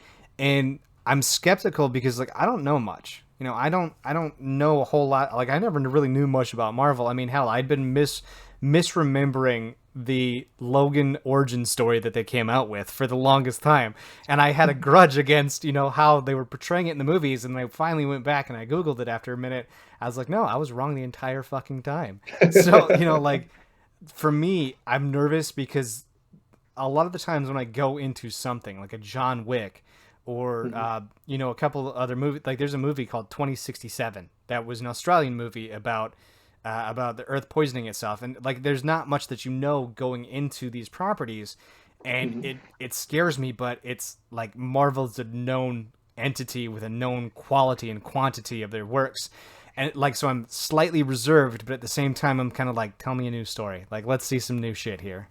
Sure. Yeah, I think that Marvel has enough of a proven track record that they can come out with pretty much anything and you know that it's going to be high quality. I mean, you might not always, enjoy one more so than the other, but I think that they're all, worth watching. I think they're all enjoyable. Whereas the DCEU, I mean, I don't know, DC's got a shit ton of awesome characters, but they just can't get out of their own way for the DCEU. I mean, I saw the Suicide Squad movie. Mm-hmm. I don't know if you've seen it. Nope. I enjoyed it, but I also liked the first Suicide Squad movie, which gets like really heavily panned by everybody. Like almost Mm-hmm. everybody, like universally hates that. But yeah, it's like Henry Cavill. I like him. I think he's a good cast Superman. But I just like that that story doesn't really intrigue me all that much. And certainly like the Superman versus Batman one, where it's like the whole Martha thing. And it's like fuck That off, was that was the fuck dumbest thing in the you. world. That Yes. I I hated that so much, but I watched the 4 hours mm-hmm. Schneider cut of Justice League, and I'll give all the movies a chance. It's just like Mm-hmm. DC, like, yeah, I think their characters are on par with Marvel, but the MCU, just like that cinematic universe, is just like leaps and bounds over DC in my Okay. opinion. I love the DC EU because it's so dark. Like they don't really like Marvel kind of glosses over like Black Widow just killed that dude. But like Yeah, in DC, like Batman legit knifes a dude in the chest and you see the knife go in and a little bit of blood come out and you're like, "Okay, this is not Marvel. This is yeah." But that would yeah, I can't the Martha thing like I feel like if I was Superman, I'd be like, dude, they have my like as soon as he landed is like, I don't want to do this, but they have my mom, and they're about to kill her if I don't kill you. And Batman would have just been like, oh, all right, let's go yeah. get your mom. Right, but Like yes, exactly. But the way that it was handled is it's like, oh, because they share the same name, now we're like I mean, really? That's like, I yeah, get how it comes out, but why does he save Martha and not save mom? You know, like yeah. he's a Kansas fucking boy, born and bred. I've never seen him call his mom Martha. Even Nope. when he's like, "Hey, mom, mom, mom," and it's like, "Fuck it, why would you say Martha?" Save Exactly. my mom, and then a woman dies because of the henchman in a ratty rundown port, and then Batman's like, "Oh, that was his mom." Like they could have handled Yeah. shit a lot differently, but I don't know, like I just the first I feel like Suicide Squad was good at the second half of the movie Hmm. because the first half they were trying to throw personalities all which way. They were trying to be funny. They're trying to do this, and then they got into the story in that second half, and that's when everything clicked and the personalities meshed well. And I don't like when they have to introduce characters and the first hour of the movie is learning about people, and then the second Yeah. half of the movie is this, and it's like, not just give me somebody I fucking know and let's jump to it. I think that gets a lot of unfair criticism and flack, like more than it deserves. Like, is it a Yeah, great movie? Absolutely not. no, But it's certainly entertaining. It's definitely worth watching. Like, I'll throw it on again. And like, and who can beat Margot Robbie as Harley Quinn? I mean, I love the Harley Quinn character and all her iterations. But I mean, that's another one that's just like, in my opinion, perfectly cast. Like, yeah, and she was great. And it's like, and I liked the direction that they went in Birds of Prey, where there's like, okay, we have like the hypersexualization, and then here's just her as a normal character, still kicking ass and still being. And then it was kind of like the new Suicide Squad movie kind of split the difference. It's like here's the things that you liked about the first Suicide Squad movie and the things that you liked about Birds of Prey, and So I don't know. Did you say that you have seen the new Suicide Squad movie? No, I didn't. I Oh, okay. I'm waiting. I'm waiting to get HBO next month. I canceled my subscription for this month. Nothing felt. It feels like next month has more fun releases to where I can Okay. just binge for like a month or so and call it a day. Sure. Well, so I'm not going to spoil anything, but it feels like she's underused. I think that Oh, go figure. maybe that some of the criticisms from the first one was like that she was the primary focus, and so I think James Gunn tried to maybe like scale that back and say like, okay, she's going to be in the movie, Mm. but yeah, she's not going to have like as big of a piece because I don't know. I certainly thought that she was like underused for it, but Fun fact: I had no idea Birds of Prey was a Harley Quinn thing. I thought it was just some random chick flick that Margot Robbie was making, and then nope. I was like Margot Robbie in Birds of Prey. I was like, the fuck is this? Like I watched it and I was watching it. I was like, what the fuck? What am I watching here? And then I think somebody like later on they're like, oh, Harley Quinn was good in Birds of Prey. I was like, wait, what? Harley Birds of Oh, so Prey. you watched the entirety of it and didn't realize that it's Well, I had seen all the trailers. I saw the okay. trailers, and I was like, "That doesn't look interesting to me" because I didn't know what it was about. I didn't know it was Harley. It was a Harley Quinn movie. It was Yeah. her and all her gal pals doing gal pal things as a squad, and I was just like, I didn't understand it. Like I watched I watched a couple trailers, and I was like, "What the fuck?" It's like, what is the why? What is Birds of Prey? Why? What? And But that was so, another one that I thought was a good movie, an enjoyable movie. mm, I liked it, but it was one that again they don't even team up until they're not really the birds of prey like as a team until like mm, the last 10 minutes of the movie, and it's oh, like go fucking that was figure. a lot of development to get to this point, and then it's just like a race to the finish line, and it felt like a cop out kind of thing. Have you seen the movie Fury with Brad Pitt, Shia LaBeouf, and those guys? Yes. Yeah. It's at least it wasn't like that movie where you like I get why like I just wish we had more I wish we had more build between the tank crew and the new guy because Mhm. the palpable I think that's right where the palpable conflict between the tank Yeah. crew and the new guy was just so uncomfortable that it Hmm. made watching the movie feel uncomfortable. You know, Yeah, for like sure. No, I definitely get that. yeah, I'm a huge Brad Pitt fan. Like, I love Brad Pitt, and that was one that I was just like, I do not care for you in this role. I do not care for this movie. I do not care for any of this. I, w- So, I was trying to connect. I was trying to like that's the biggest problem. If I can't connect with the characters, I can't connect with the movie, and that was a problem that I had. Was I was sitting there and I'm just like, I get what you're trying to do here, but we have to have some interpersonalization between some social interaction. Sorry, with the characters. Like you can't just be Stonewall to these guys. I mean, I kind of know that's what it was like in World War II, but like I know the dude probably is going to be dead in the next minute. But like yeah, it was just it was so thick.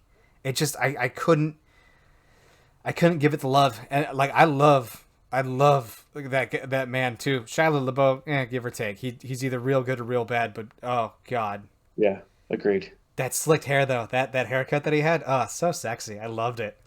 That shaves the shaved sides with the just the slick back. I loved him, man. Yeah, yeah.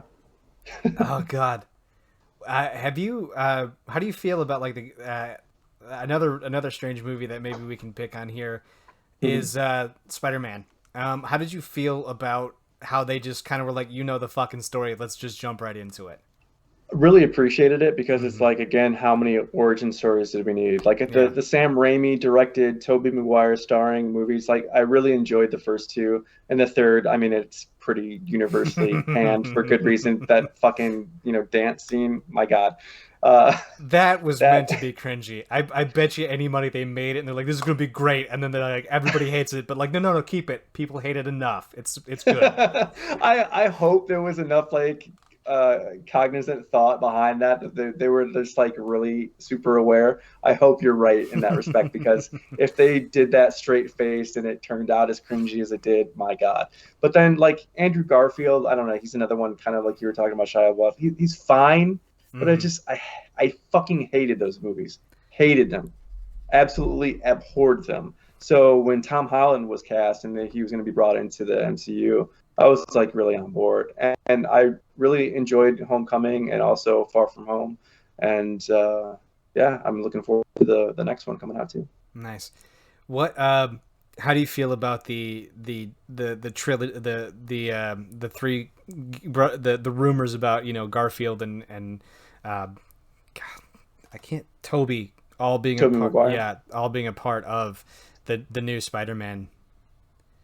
If they, it's risky. I think like if it's like into the Spider Verse kind of thing where they do it in that same kind of vein, it could absolutely be cool. You know, where you're acting like all these alternate universes exist and that these are Mm-hmm. the Spider-Men from those.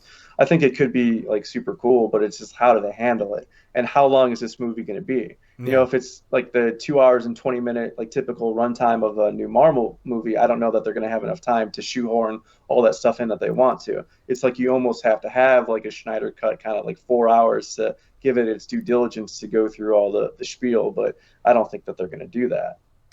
I thought I read an article that the new Spider-Man Far From Home is the longest solo Marvel movie ever. So Okay. maybe I remember seeing. I'm pretty sure it was just a fan generated clip, but Tobey Maguire had like a gruff beard. Like it looked like it was like a 2 or 3 day old beard. It was just starting. He was in this really cool like leather vest Spider-Man esque thing. Like he looked like he was a grizzled old Spider-Man. Like he was about done with it. Like, Okay. and I was very like I said, it was most likely fan made, but I was like, that looks like some cool shit. Like that like if you could do like the grizzled veteran, you know, the guy who's been, you know, the Peter Parker that's been doing it for a while and is still loving it, and then Tom Holland who's just kind of getting his feet wet. Like I would love to see that dynamic because Sure. I definitely get on board for that. yeah, Absolutely. well, because people were saying like when Doc comes out, it is the OG Doc Ock. You know, it is the OG guy, and then of course we get the OG Green Goblin as well too. So when they see Peter, when Doc, because one of the theories is when they see Peter, and he's like, "Hello, Peter," like it's like that's his Peter, that's Andrew Garfield, and then when, you know, the Green Goblin sees Spider Man, he's gonna think, "Oh, that's not my Tobey Maguire," you know, or like that's my Toby, you know, that's my Spider Man. Yeah. So that was the theory, and it's an interesting theory, but like I don't know, I'm just. I'm. It needs to be December 25th, real quick, real fast, so I can already have seen the Oh movie. shit, dude. It Yeah. will be before we know it. I mean, it's like I can't believe it's like September already. Like football season's back, which is an Oh awesome thing, God. but it's just like shit, where did this year go? It's Yeah. insane. Just time goes too fast. Speaking of football, I know you said that you watch your team. Who's your football guy? Who's your team? So yeah, I'm mostly college. I College. follow Notre Dame. Okay. NFL I'll watch, but I don't really have a team. Like growing up in Illinois, you would think that it would be like the Bears, but my Hmm. dad was very adamant about not following the Bears. He was not a fan of the Bears at all. He was actually a Dallas Cowboys fan. So Oh. yeah, and I never got on board with that either. So it says like kind of in my rebellious stage, I started following like the Eagles. I was like, well, who's the biggest rival to the Cowboys? Just to be a dick, you know. And so like started following the Eagles, and I really liked Donovan McNabb and Deuce Staley and whatever when they had when those guys were on the Eagles. But it's like I've been more of a follower of individual players Hmm. more so than like a team. Um, Yeah. yeah, I followed like the Patriots for a while when Drew Bledsoe was there, and then Bledsoe got replaced by Brady, and so I was like, "Fuck the Patriots!" And then they just like started winning like every Super Bowl all the Yeah. time. Uh, but yeah, I've mostly just been like a player guy. I remember when I used to be hardcore Packers. Like I used to be a hardcore Packer fan, and then the Colin Kaepernick thing happened, and I'm not going to talk about Colin Kaepernick and what he did. All I'm going to say is that football got super political and it pissed me off. And so like I quit. I legitimately quit for a while, and then I remember I was overseas and the Packers were in the Super Bowl against the Steelers. And I got to watch the Super Bowl every so often, and I heard that the Packers won. I was like, "Oh, that's cool. My Packers won." And then the older I get, I'm more like you. I'm gonna follow players. Like I would really Hmm. like to see the Buffalo Bills win a Super Bowl. Like I think that'd be cool. I'd like to see Baker Mayfield and the Browns get to a Super Bowl. Let's see Justin Herbert take the Chargers and bring them to a Super Bowl because the Browns have never been to a Super Bowl. The Chargers have never been. The Bills lost fucking 4 Super Bowls in a row. Yeah, Like and then they just barely made it into the playoffs that one year and then they yeah, lost the next round. I want to see something different. I don't want to see Tom Brady dominate. As much as I would love to see, the Patrick Mahomes be a baller that he is, fucking let's see Josh Allen. Let's see these other teams. sure. Like there was a really cool thing I was watching actually before I sent you the invite. Um, I think this is like the first time in a while that 2 rookies are starting for teams and they're playing against each other. Like it's the 4th time in the Super Bowl era that Oh two wow. rookies are. It's the 4th game that 2 rookies are starting at quarterback, and they're the number one. They're the rookies from draft picks. I think Hmm. it's yeah. I forget who. I think it's Trey Lance. And the Jaguars are taking on the Jets, and they're like week 1 or 2 or something like that. And it's the first time that it's like happened in forever. So it's like that's pretty dope.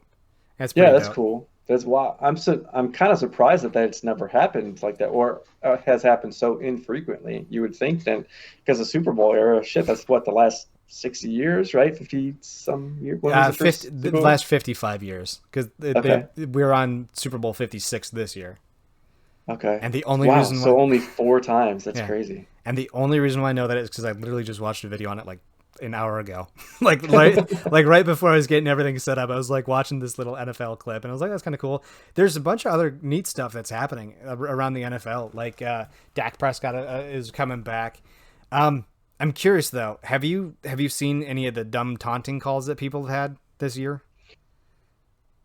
This year, like in the preseason Yeah, stuff? in the preseason stuff. No, not really. No. They're starting to get a little bit better with it because I saw a taunting call that was called that was not called, and then I saw a taunting call that was called, and they were like polar opposites. Like that's dumb. And then I think I was watching an Ohio State game against Michigan. I think it was or what have you. But it was interesting because the wide receiver caught it, lowered his shoulder to prep for the hit, and then of course the defender was already low. Like the defender already got low, and they called a helmet to helmet targeting call on him. And I think it was bullshit because the defender lowered and then the wide receiver lowered to take the hit, and they called like targeting, and I think it kind of fucked him up. But I was like, that's like no, like they both lowered, they were both going for a hit. Yeah, they hit helmets, but go fuck yourself. There's not no, no. Yeah, I really hate that rule. I think you're talking, was it last night? Because I think Ohio it was. State played Minnesota last Oh, it night. was Minnesota. Yeah. Okay, yeah, So, yeah, I really hate that. There's got to be, I think, different variations of that call, like a two-tiered kind of thing, where it's yeah, like, yeah, go ahead and throw like a 15-yard flag or whatever for helmet to helmet. But if it wasn't, intentional, like if you're not actually like legitimately leading, lowering your head and going at the guy like a torpedo, it's you know, yeah. okay, yeah, if that happens, it's the targeting call and you get ejected or whatever. But if it's just incidental, I mean, because yeah, Notre Dame, my team, they've Yeah. been screwed on that so many times where it's like the guy just goes to lay out a good hit, and just because the guy happens to, connect helmets with him, it's like automatically a targeting call. The guy's kicked out of the game. It's like, what, really? Yeah. Like, what else was he supposed to do? Just let the guy run past him? It's I frustrating for I sure. don't like it because it almost incentivizes a receiver or a running back to drop low to intentionally cause it. Even Absolutely. on some of the smallest plays, I'm like, dude, you can't fucking do that. Like that's trash. I mean, I get the safety and I get that it's their brain damage is rampant in the NFL, but like Hmm. you have to know when, bro, you're trying to like because I remember in when I played hockey in high school, I was very violent as a defensive end. I was very very violent. Like one time I like legit threw an elbow at this guy to like smash him in the face, and the ref's like, Oh fucking shit. 13, watch your ass. I go, fuck you. He's like, you want to get in the penalty box? You got it, ref. And like That's awesome. I would intentionally like go for the like I try to go for the puck because this was inline hockey. This was not ice because I was in Texas, and you couldn't just hit somebody, so you had to make it look like you were going for the puck. So I would Yeah, half-ass go for it, and I drop the shoulder real quick and lay somebody out. yeah. That's But great. I mean, like, at one point in time, this one ref was like, Jared, if you don't fucking knock it off, man, I swear to God, I'll put you in the penalty box. And I was like, bring it. Like, try to prove it. But, like, that's different than, like, when I stopped to, like, hit this one guy, and I stopped, and it was like a brick wall was running into me. There was no, I hit a brick wall. No, this brick wall ran through me. He laid me on my ass. And like we were both going for the puck at the same time. And, that's different than when like I'm targeting somebody. For So sure. they need to figure that out, Yeah. especially now that we have high def, 1440p, 4K slow mo. You can Hmm. watch both guys. Oh, they're both lowering it. Okay. Or like, no, number 13's just being an asshole. So. Yeah, exactly. That's like I said, there should be varying degrees, like just the incidental thing. You can still have like the 15-yard penalty or whatever, but don't kick the guy off. Don't make him Yeah. go to the locker room and he has to miss the second half of the next game or whatever. It's like that's bunk, man. That's so dumb. All right, we're gonna wrap this up here. I saw I was browsing advice while you were chit chatting, which was nice because I got to find a good one here. So Okay. this guy's name is John and he's 19. Very interesting. It says Okay. red flag from from an otherwise amazing Tinder date. Hello everyone, I'm John, 19. I went on a date with this girl on Tinder recently and we had the best chemistry.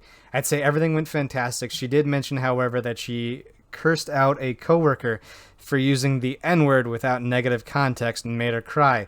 It seems like she felt no remorse, and I know the N-words are a touchy subject, but I wouldn't have dealt with the situation like that, let alone not feel bad after making someone break down in tears.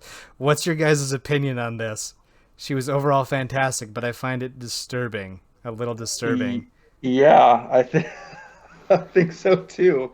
I don't think that there's ever a case where that is okay. Like even if you have a lot of friends and they've given you like the go ahead, the freebie get out of jail Yeah. card thing, like I still think no, that's you don't want to open that door, especially with cancel culture being what it is. Like you don't want that out there. Someone records it and then that's like a mark on your character for all time.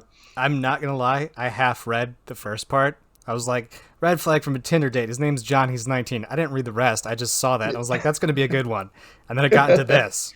Like, I mean, I, Yeah. I touched on something the last episode that was weird, but like, no, like this, I I tried to have a conversation with some of my friends when I was in the military about that word. And like I tried to understand it. Like I tried to come at it from an understanding of I don't know anything, please enlighten me, and I still don't get it. I don't understand it. But cursing somebody out to the point of tears and having no remorse, like that's a red flag. That's a huge red flag. Huge, Yeah. huge. Yeah.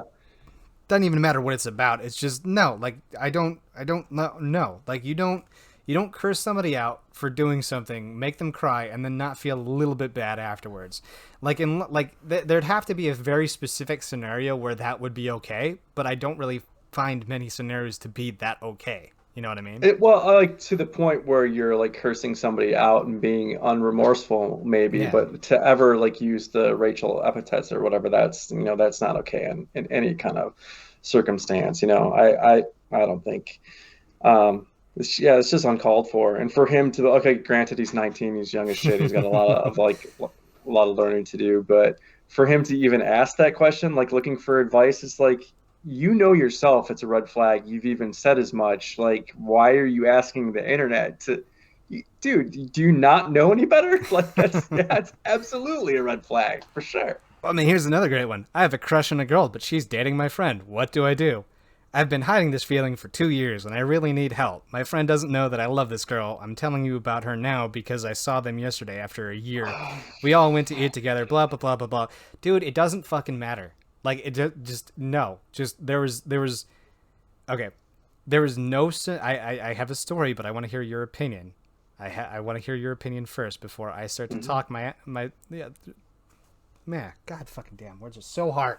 What the fuck? I want to Banana hear. Yeah, sandwich. yeah, banana fucking sandwich. Oh my god. I mean, I have a story, but at the same time, like, what are your thoughts on this dump? Like, what? Uh, gee. So let me see if I got this straight. So he's in love with this girl, and his friend is dating her, and he's like kind of conflicted on whether he should say something about it What's that or like song? how to react or Uh, I wish I had Jesse's girl. Yeah, like yeah. him and his buddy are friends, and then his buddy Jesse, his friend, has got a girlfriend, Hmm. and he likes the girl. That is, I mean, it's rough. I've Uh, got like a buddy of mine. So actually, his story is kind of similar, and mm-hmm. it ends in it with a happy ending for him. Like he ended Okay. up, marrying this girl that he was in love with his entire life, and now they've got two kids. They're happily married, and whatever. It's like the fairy tale ending for him. But Nice. yeah, he was kind of that other guy for a long time where he had to Mm, watch her date the series of dudes and actually even get engaged to a guy and move out of state with this dude and whatever. And he was kind of just like waiting in the wings, waiting for his opportunity. So I mean, I feel for this guy, but yeah, I'm under of the opinion that he shouldn't ever fucking say anything or do anything about it. Like if they end up breaking up and enough time passes where the other guy's over it, then mm-hmm. he can say, "Hey, I never said anything before, but I've always had a thing. Like, would it bother you?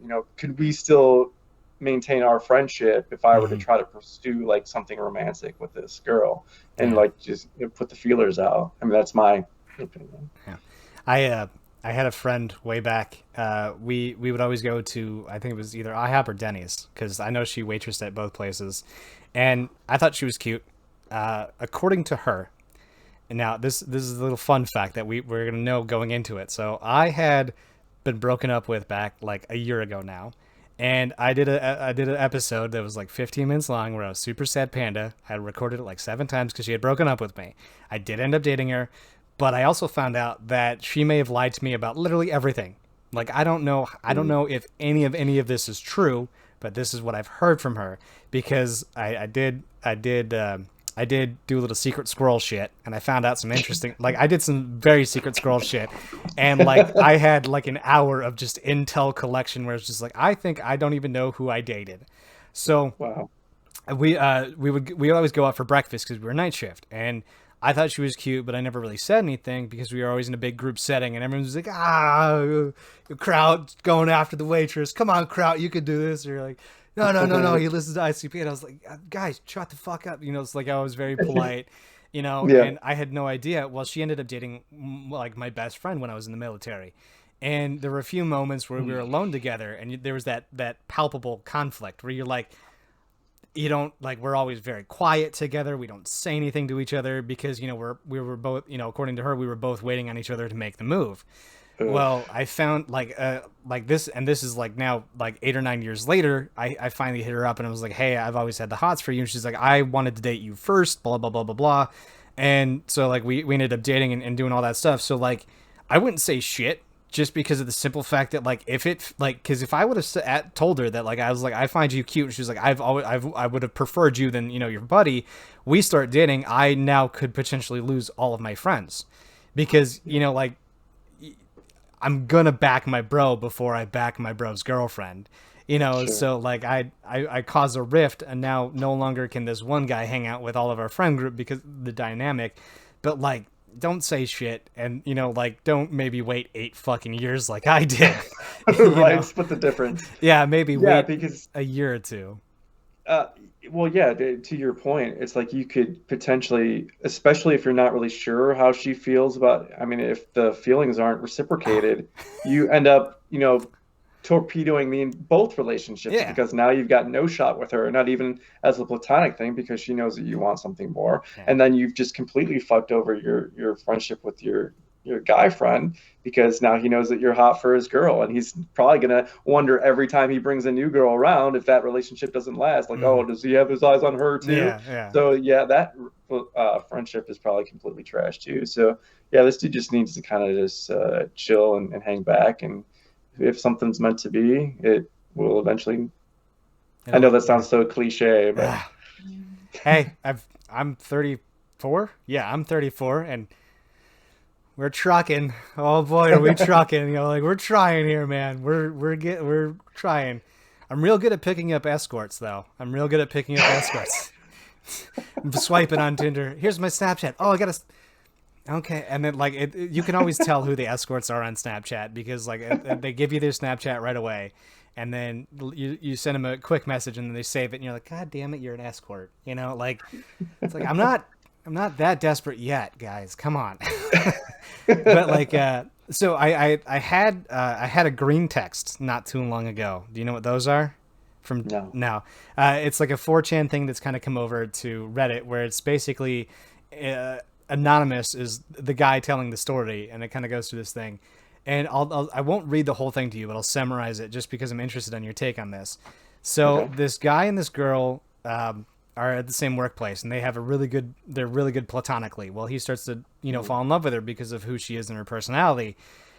He ends up at everyone's all of his buddies at work are like, dude, she wants you, like, go for it, like it would be a great idea to go for it, you guys are great together, blah blah blah.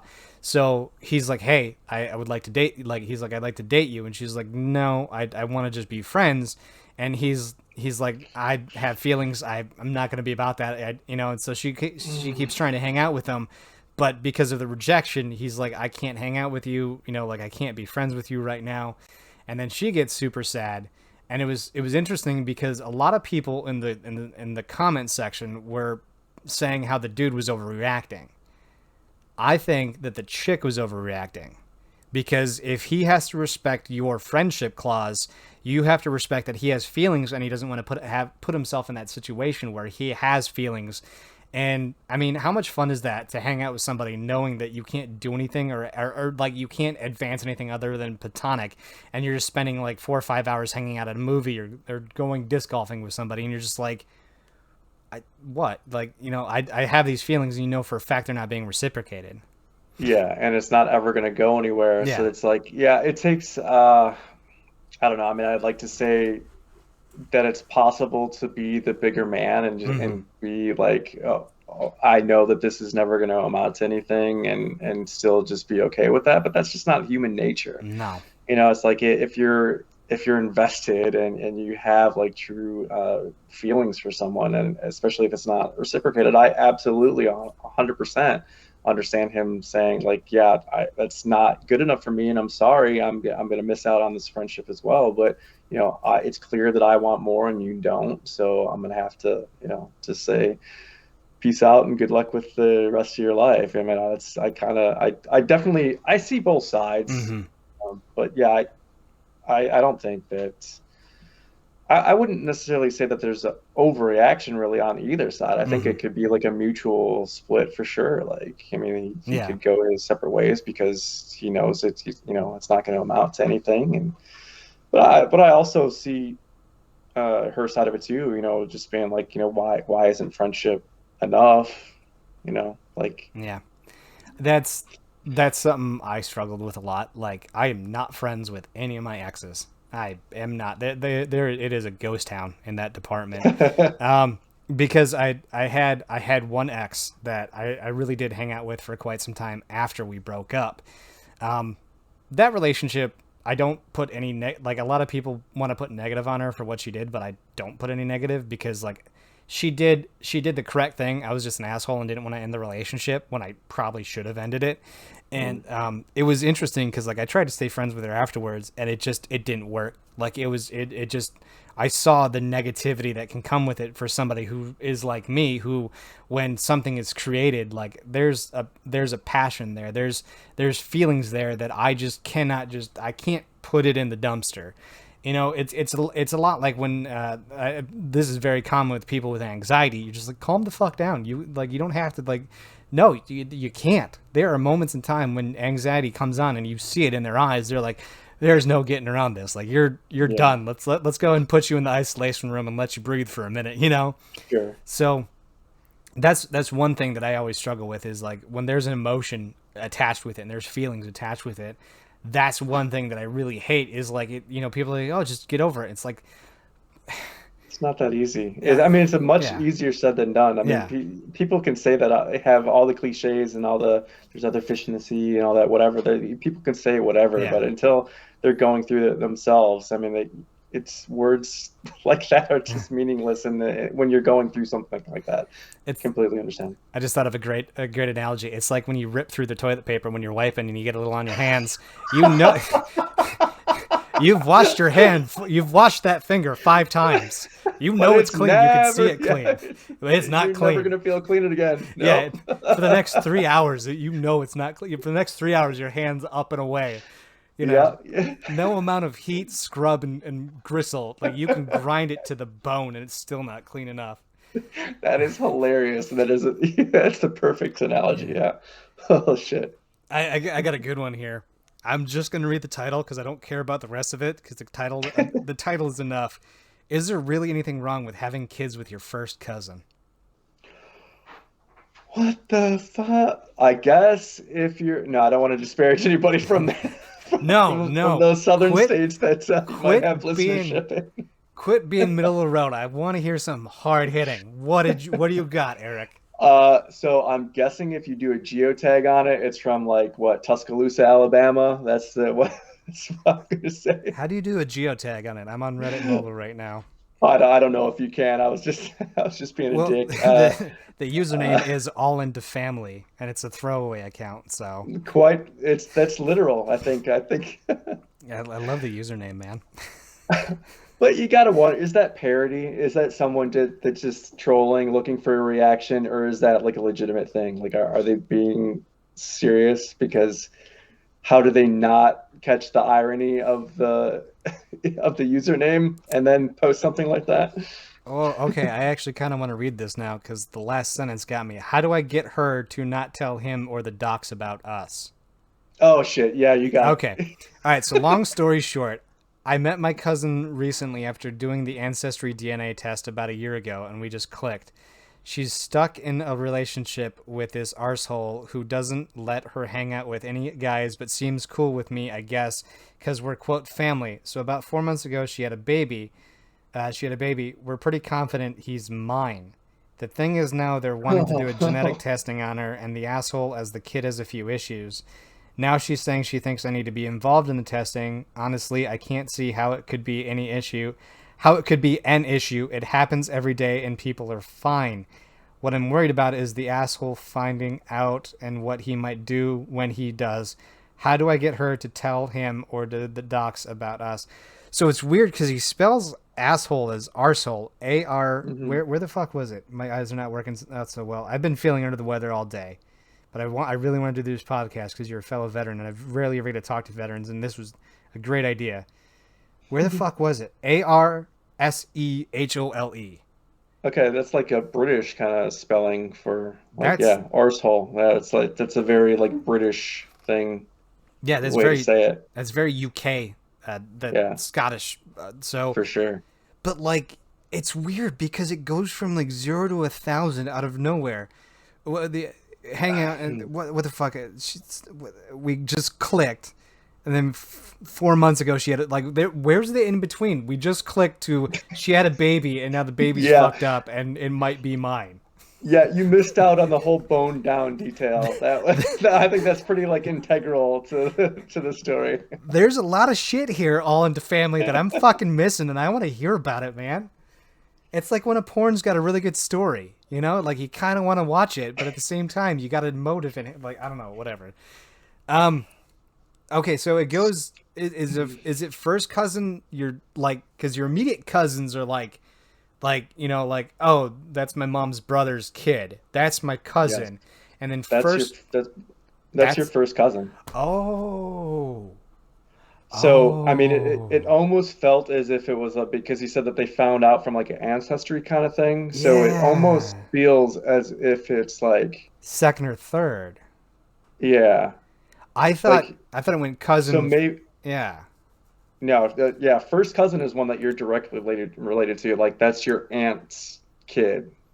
Um, Mm. Okay. so yeah, um, But maybe if he is British, maybe they call their second cousins first Yeah, cousins, that's what I was thinking. Is it because that was my understanding was it goes cousin first, second, third, and it which is was still yeah, weird yeah. because and then you started getting into the like the removed or whatever. Like I'm not even really sure what that means. Like or third cousin, second two times removed or some shit. I tried Uh, to do that once on the podcast and it failed miserably. I lost it. I don't. I tried to get into all that stuff, and yeah. because it was something very similar to this. I think it was something very similar to this, and I tried to go down that rabbit hole. Fuck, dude. No, you don't want none of that. You don't want none of that.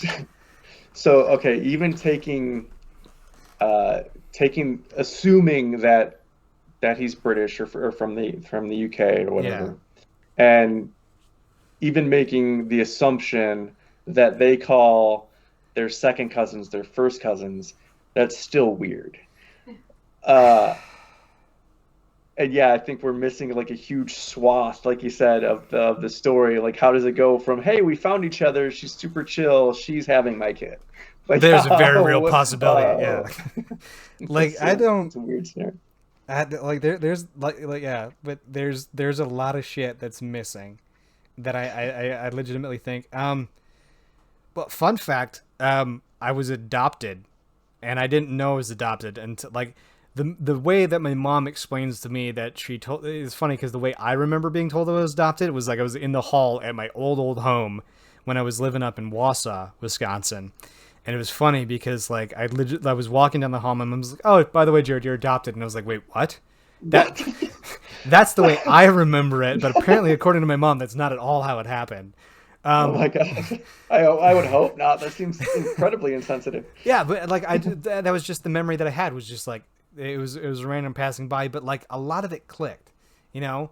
Like I always kind of felt like a stranger, like you know, like I'd be hanging out with my cousin Laura, and it'd feel weird, you know, like I'd be like, you know, why do I think my cousin's maybe kind of, you know, like a little bit more than a cousin? And then my mom's like, you're adopted. And I was like, oh, because I literally have no biological connection with any of these motherfuckers. Yeah, so that Like that makes tracks. Like sense. Yeah, that, in my opinion, is okay. Like yeah, that's why I don't even get like super weirded out when it's like not the whole like the porn related thing, but when yeah. like you hear the stories of um like stepbrother and stepsister or whatever. It's like So dumb. depending on how much time you've spent under the same roof, it's Yeah, weird. It's like if you're like adults and like your adult parents get married or whatever, and then you find like a connection with them, that's not okay. Like, yeah, I don't know. yeah. That doesn't seem like too weird. But I had heard a story one time of uh, like fraternal twins, and they were separated at birth and they were like adopted out, but then they happened to meet up later and they're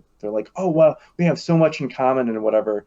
They got married and they had a fucking kid. I remember that Fraternal twins, story. like biological brother and sister that had no idea until like they had a kid. And I think something unfortunately was wrong with the child. And so they had all these tests on and they found out that they were related. It's like, how do you ever get past that?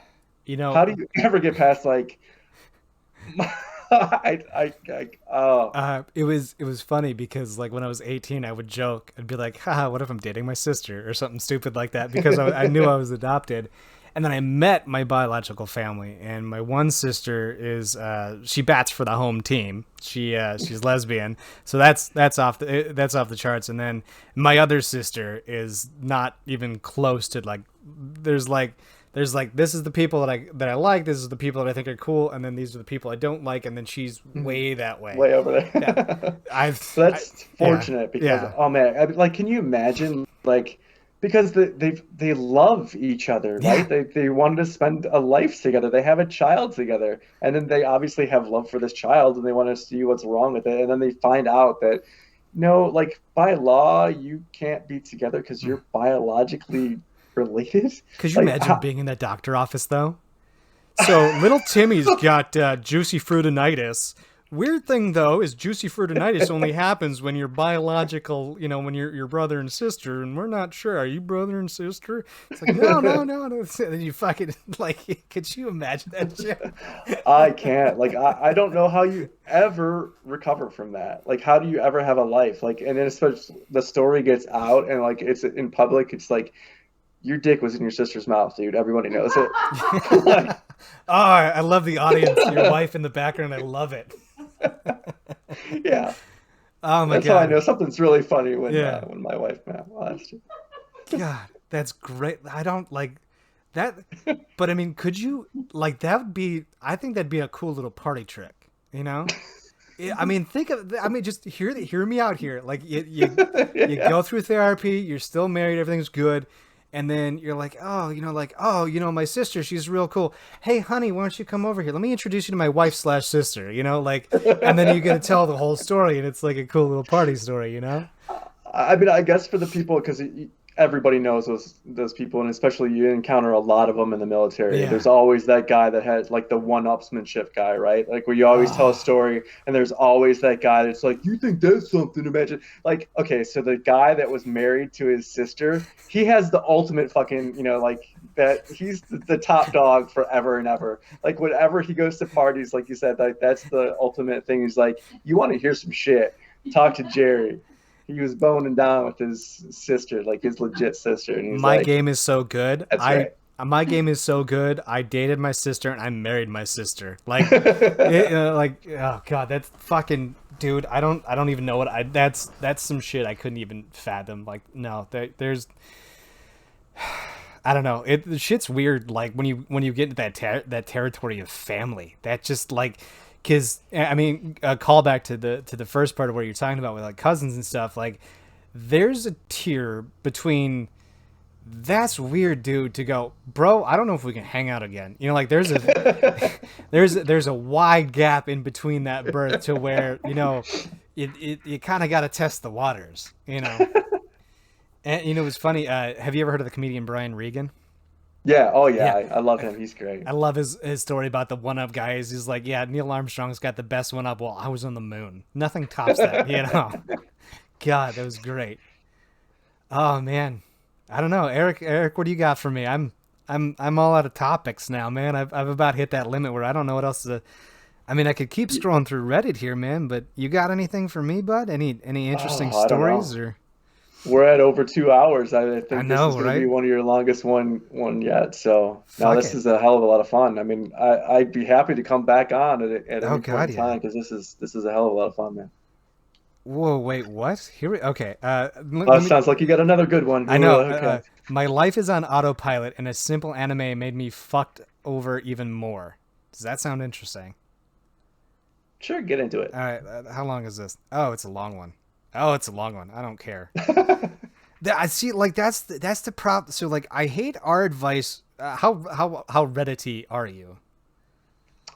Yeah, pretty familiar. I don't go on like the advice ones or whatever. I've got like a bunch of subreddits that I follow, like Yeah. Podcast Guest Exchange and whatever, Irish Wolfhounds, Notre Dame football, stuff like that. Oh yeah. But Yeah. Let's not look through my search history. So I am literally I am all over. I mean, there because like I know you if you listen to a couple of my episodes, there was like because I remember I was having some me time and I was on a very not safe for work Reddit, and I was looking at one of the Reddits and that's where it clicked for the OnlyFans. I was like, what makes you want to put your nudes out on the internet? And of course, I found some people who were willing to talk to me about it. But like it'll be like I'm gonna go to awe, like the awe where you see a bunch of cute animals, and then all of a sudden mhm. I'm like nature is metal, where I'm watching this tiger rip apart, an elephant, and then I'm like, let's go to video gaming, or like Stardew Valley, like how do I do Yeah. this with the eggs, and then it's some not safe for work Reddit, or like it's just you're just jumping from one thing to the next, and like I like to browse all, like I like to hmm browse everything. And so like I come across a lot of great stuff, but like the advice, so it's weird because there's two advice sections. There's the advice for all where it's advice on everything, and then there's relationship advice. But the problem Okay. is relationship advice is or our advice is basically a fucking copy paste of relationship advice, because it's like I Mm. mean you read about all this stuff and you're like, that's not like in a bad situation with my ex. What is it here? And then it's like what else? Wow, I'm actually getting legitimate questions now. Now I'm trying to find something, but it's like I've got the hots for my cousin, or it's like my best friend. Like that's relationship advice. It's not like advice is like I got a '72 Camaro and da da da da da. Like what? Fucking that's a more reasonable questions. Right. Yeah. Uh, okay. Like I love for a while there, a lot of the questions were like, should I get the COVID vaccine or not? It's like you fucking already know. Why are you asking the internet? Because there's two questions. The Earth is flat. Vaccines are a lie, or vaccines save lives. I'm not going to ask you about the debate because I don't want to get into it with somebody. But like, it's like there's two. You know what you're getting into. Okay, I got to ask you about this with. Wow, I am just on fire. I can't believe how pumped up I am. I'm sorry. Like I've been under the weather all day, and then you come in, and I'm like, okay, he's got some energy. Let's do this. So I apologize. I'm fucking losing my mind here right now. No, it's Have perfectly fine. It's great. Have you ever gone down have you ever found something on a subreddit and like you're scrolling through all the comments and every comment is a slight variation of the other? Like, oh yeah, I like pots and pans. Pots and pans are great.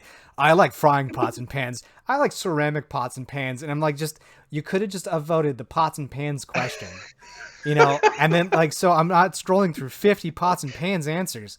And I'm like, I just want to see the variety Yes. of, Yeah.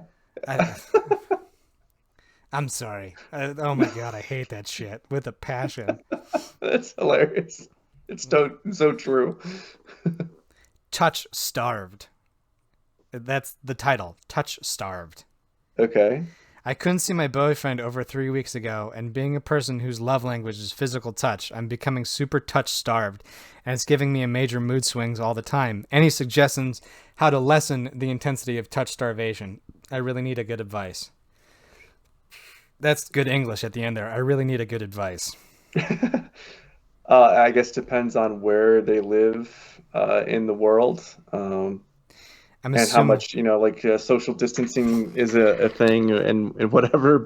Yeah. Uh, but if they live in like a metropolitan area, just go on public transit and you'll have all the touching that you want. Most of it unwanted. Yeah.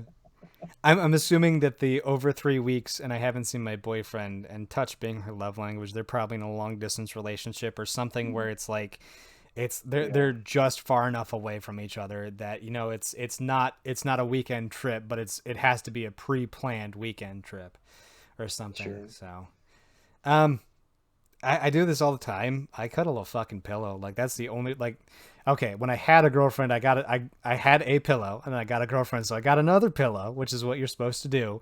But now that Yeah, second pillow is become I hug it at night. It's just what I do. Like that's how I get my touch. And then every once in a while when the two idiots with feathers want to have a hangout session with me, it's kind of nice. Like I took Helios on a walk legitimately for the last 2 days and that was kind of fun. He enjoyed it. But yeah, like that's what I do. I find an alternative that gives me the same dopamine drip, which yeah. is which is Certainly. I mean, to your point, I mean, animals help out a great deal. It's yeah. like, yeah, I mean, they're just built-in love machines. I mean, it's like a captive audience for love, So If I remember to do it in editing, I'm gonna show a photo of me and Cricket, and Cricket was a Senegal parrot that one of my ex girlfriend got me into parrots. Like she had a parrot by the name of Cricket, and he was a Senegal parrot that lived with his parents, and I lived alone in this trailer. And she was like, "Will you take a Cricket for me?" And that's kind of when I was like, "This is gonna be a long term relationship. Like I'm gonna, this one's gonna last." So bring Cricket in my home. I spent 3 months, I think. Yeah, 3 months trying to gain his trust. And I have a scar on my left thumb from where he ripped part of my thumb ugh, off. Like people on Reddit were like, "You need to go see that doctor. That looks bad." And when it was scabbed over, but so they can very much be love machines when they want to be. Helios, he'll love you day and night, but when you mess with him, when he does not care for your attention, that boy's got a beak like no other. He's Blues even made me bleed a couple of times too, and he's smaller and he's got a smaller type wow. beak. But yeah, they let you know when they want to. They let you know when they want to be a part of it or not. Uh, yeah, animals are great. Trying to find some interesting advice here. Oh, what? Can I eat not moldy hot dog buns that are near to moldy hot dog buns? Hubby Like did it. I think it's a risk to his health and it's plain what? gross. Help wise people of Reddit. Like why? Why? I mean, what are they really hoping to obtain from this? I mean, like, Like I've had enough food poisoning. I've had enough food poisoning to where I like if if one of the things is moldy in the thing that I'm doing, it goes in the trash. Like I know a For lot of my sure. friends will be like, "Oh, the rest of this is good," and then eat the rest of it. It's like, yeah, you got an iron stomach. I don't. I will get sick from that. So Nope. You're that's the right way to do it. I don't fucking like. Yeah, like how do I get my little brother to stop being sarcastic? I have it. That's I don't even have to go into it. Punch him in the fucking face. Like, I That's at least a short-term solution. I don't know how well it'll do long-term, but at least yeah, the immediacy of it is yeah, pretty effective. so my little brother Yoshi used to always have to get the last word in, and he's 4 years younger than I was. And it was like I love Yoshi to death. Like we're really bad at, like me and my brothers are really bad about communicating with each other. We are horrible about communicating. But like I remember when we were kids, I think I was maybe 14 or 13 or something like that, and he was maybe like 9 or 10 or something. And he would always like we get into these arguments, and he would have to have the last word. And it was annoying me, my stepbrother, not so much my stepsister because she was so young, but it was also like I and my brother too. And it was just so annoying. And then one day he kept copping back and copping back, and I shot out of my room. I punched him in the chest twice, and I hit him in the face. He never came back again. He never got the last word again. Like unless he was like, "I'm gonna fight you," Yeah. it never happened again. So like maybe I'm a little like maybe I have a little tendency towards violence, but I don't know. I don't know. Like I just like some of this stuff. I find just interesting. Where I'm just like, why the like I remember my ex because I was married at one point in time. I was young, dumb, and wanted to get out of the barracks, so I married a girl for the wrong reasons. Tried to stay with her for the right reasons, and it turned out to be a great shit show. And now I get to say I have an ex-wife, but like it was so amazing because like she would come, she'd go to work at like Walgreens or something stupid, and she'd like have this problem, and then like thinking the military style way, I'd be like, well, talk to him. I did. Go to your supervisor. I did. Go to corporate. No. Well, then shut the fuck up. Like Yeah. if you're not willing to do anything about it, be like punch him in the face. I don't know. Like it's am I weird?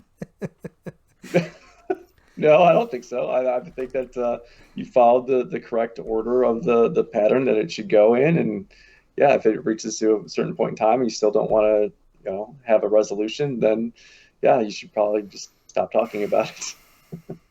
I have a good one. It's long, and Okay. I'm gonna read it and shut up because I want to hear you talk. I've been motor mouthing for the last. This is why I have you on. This is why I have people on because then I'm talking with somebody and not at a black fucking screen. My 20-year-old, I'm sorry, my 19-year-old boyfriend. She's 20. Just watched TikTok girls twerking while I was cuddling with him. We just had sex. I was in pain from doing it in the butt, and we laid down and we went on, and then he went on TikTok. There was some funny stuff, but then a few videos came up of girls that he follows that and it's like you know the kind of girls that are on the platform. Um Yeah. and then it just kind of goes about him watching and she's cuddling with him, and so she is upset, I guess, about the fact that they just had sex. He did her in the butt and it hurts, and so now Like she's what? probably wanting to know if she should. Yeah, what do I do? He's sleeping now, and But I left the room to cry and get advice. Thank you. but why that detail? Like why that level of detail? I mean, isn't it not enough to say like, hey, I'm offended, that he's doing this. Why would he do this? But why that level of detail? Like, I, I, I don't know, man. I don't know. I can't speak for Yodi XU. Fuck, I don't know. it's like as if someone was sitting down, scrolling Reddit for at the advice thing, and they were reading along, and they were just saying, "Ooh, well, if it was my response if this was just like vaginal sex would be different, but since it's anal sex, then this is complete. Like, why this level of fucking detail? I don't understand. I don't understand what relevance that has to what he's doing. So I, I mean, it's I there's this one. there's this one meme that comes from people of Facebook that sticks out in my mind like nobody else's. That it just these are the kind of people that it reminds me of. Like this one girl, there was this. It was I don't even remember what the photo is, but it's like a streetwalker leaning into a dude's car or something like that. And it was just it what I think it was like she's like $50 and I do anything. He's like, how good are you at fractions for like math homework and stuff like that. So I was like, that's funny. And then, but I forget where it was going with that. But then, like, this one girl was, this one person, this adult female was commenting, and her profile was, she was at least 40 years older or not. And she's like, my husband won't even let me shave his balls. And I'm like, what? Why? Like, how? Where? Why? Why would you put that on the fucking internet? What, like, or I think it was it was at the beginning of the pandemic. There was a streetwalker leaning over the car, and she's like $50 for anything, and the guy's like, how are you with high and tights, like how are you with fades or whatever. Yeah, I was yeah. talking about haircuts, and I shave my dome, which is why I get away with that. And but like this chick's like, my husband won't even let me cut his hair or shave his balls. And it was like, what the, like, I can't even fathom the amount of just like, I see these cringy things on Facebook where I'm like, why would you post that? I had that Yeah. phase. I I remember the first time I saw a memory, and I was like, ugh. On one of the things I posted, and I was like, that is it. I'm dedicating Saturday to deleting everything bad. And Fair. I cleansed the fuck out of my Facebook. I don't think I have anything pre 2017 on my Facebook. Like there was a cleansing, The culling. the calling, Yes. but like how that, like, I don't fucking. Yeah, What's your I don't know. advice It's for like, so she's in a little bit of pain in the back door. uh, yeah. Again, I don't understand how that's relevant to the rest, and unless it's just the immediacy of it. She's just like, "Fuck, I'm already pissed off, and I'm hurt, emotionally from this. And, oh my goddamn, my ass hurts. It must just be the immediacy of it that's really tripping her out. I don't know. Yeah, I mean, I think she's right to be hurt and upset by that. I mean, that it is kind of fucked up, and also like incredibly insensitive on his part. Like to be looking at that kind of content. Like that. Obviously, when she's sensitive about it. So I do I like my whole thought process is if it's you can watch something that you find sexy or attractive, that that's because I know there's like the boyfriend tier, there's the and then there's the that would be really nice to date or marry these people, and then there's the celebrity tier. That's usually how it goes. And a mhm. lot of the people that are in celebrity tier obviously are never attainable, and then the people who are like, oh, this would be really nice to have, those are usually people that are not attainable as well either. So if my girlfriend is watching, like, somebody who looks like Henry Cavill and is just like a TikTok star or something like that, and she's like, God, his pecs and ripped and it fucking so hot. I'd be like, yeah, no, he is hot. Yeah, I know, like, I get it. I don't mind it, but if it's like Timmy from down the street who's shredded, and she's watching his TikTok Right. where he's dancing on the stripper pole, might have some issues. Might have some issues. Yeah, yeah. No, I definitely can see that. Yeah. So yeah, so I guess it's yeah, to your point, what level are these, Yeah. girls that he's like watching or whatever, and then like how much interaction is he having with them? I mean, that's yeah, that could be kind of like a slippery slope kind of deal. So, Or then again, you could just be like Twitch today. When I forget what I opened Twitch up for, but I opened Twitch to do something, and immediately I was hit with error month in what I can only describe as I don't even know how to describe her top. I think I took a screenshot of it because I was like, "Can you like?" Because I was Natalie is a friend of mine who lives out in British Columbia, who I've been gaming with for years, and like we talk about, mhm. we love gaming shit, and I just had to send it to her. I was like, "This is on the front page of my Twitch. Like this is the recommended for all to watch," and basically it like I'm gonna have to get super sexualized with it, but she's in a very big push-up bra.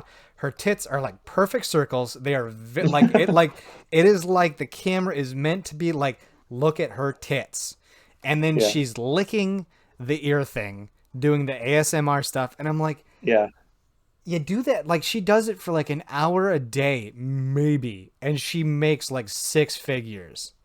Yep. And I'm like if I had a girlfriend or if I had a wife or if I had anybody who was remotely interested and I pull up Twitch and she's like, what the fuck are you watching? I'd be like, she has 20,000 people watching her. She's the most watched person on Twitch in the middle of the day. It's my home screen. Yep. It's going to pop up with that crap, you know? Right. Like, I don't like fucking, I don't get it. I don't understand it. I'm fucking jealous. I'm green with envy. I'm about as green as your fucking headphones are, man.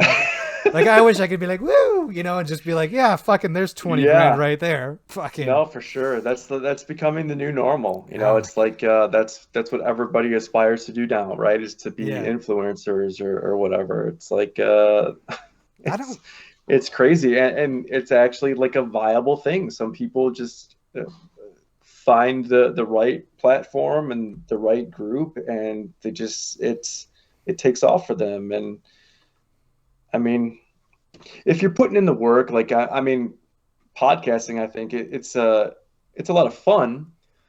I absolutely love doing this, but it also is like it's like a side hustle kind of thing, right? For me, it's not made any money. You know, I've put more money out in terms of merch and all kinds of stuff than I'll probably ever recoup. Right? But it's also like a labor of love. It's a fun thing to do. I get to meet cool new people and interact with them, and it's like, but at least it feels like it's work. So if I was to attain anything from it, it would feel like justified, in my hmm opinion. yeah, like I don't know. you've For put in the me, time it's and like effort. exactly, and that to me is a lot different. Like I have a huge issue with the fucking Kardashians. Huge. Like why? Like I mean, me Not personally, I don't why, even find them attractive. So it's like how. I don't know, a lot of people are like, "Oh, Kim's got a big ass or whatever," and like, "Oh, I love her big fat ass," and but like I think she's disgusting, and they're just complete vapid fucking morons. And like, how do they have millions upon millions of dollars, more money than I'll ever fucking see in multiple lifetimes? And it's like, for what? Because their father was like equated to fucking OJ? Like why are they famous? Why? I can And it's tell you like the why. I can tell you the why, but I can't tell you the how. I can tell you the why, but I can't tell you how it translated. See, it's not the why. You're on a good point with the why, but it's the how. How did they become famous? Kim Kardashian looks like you put fucking two beach balls in her ass. I don't understand how that woman sits.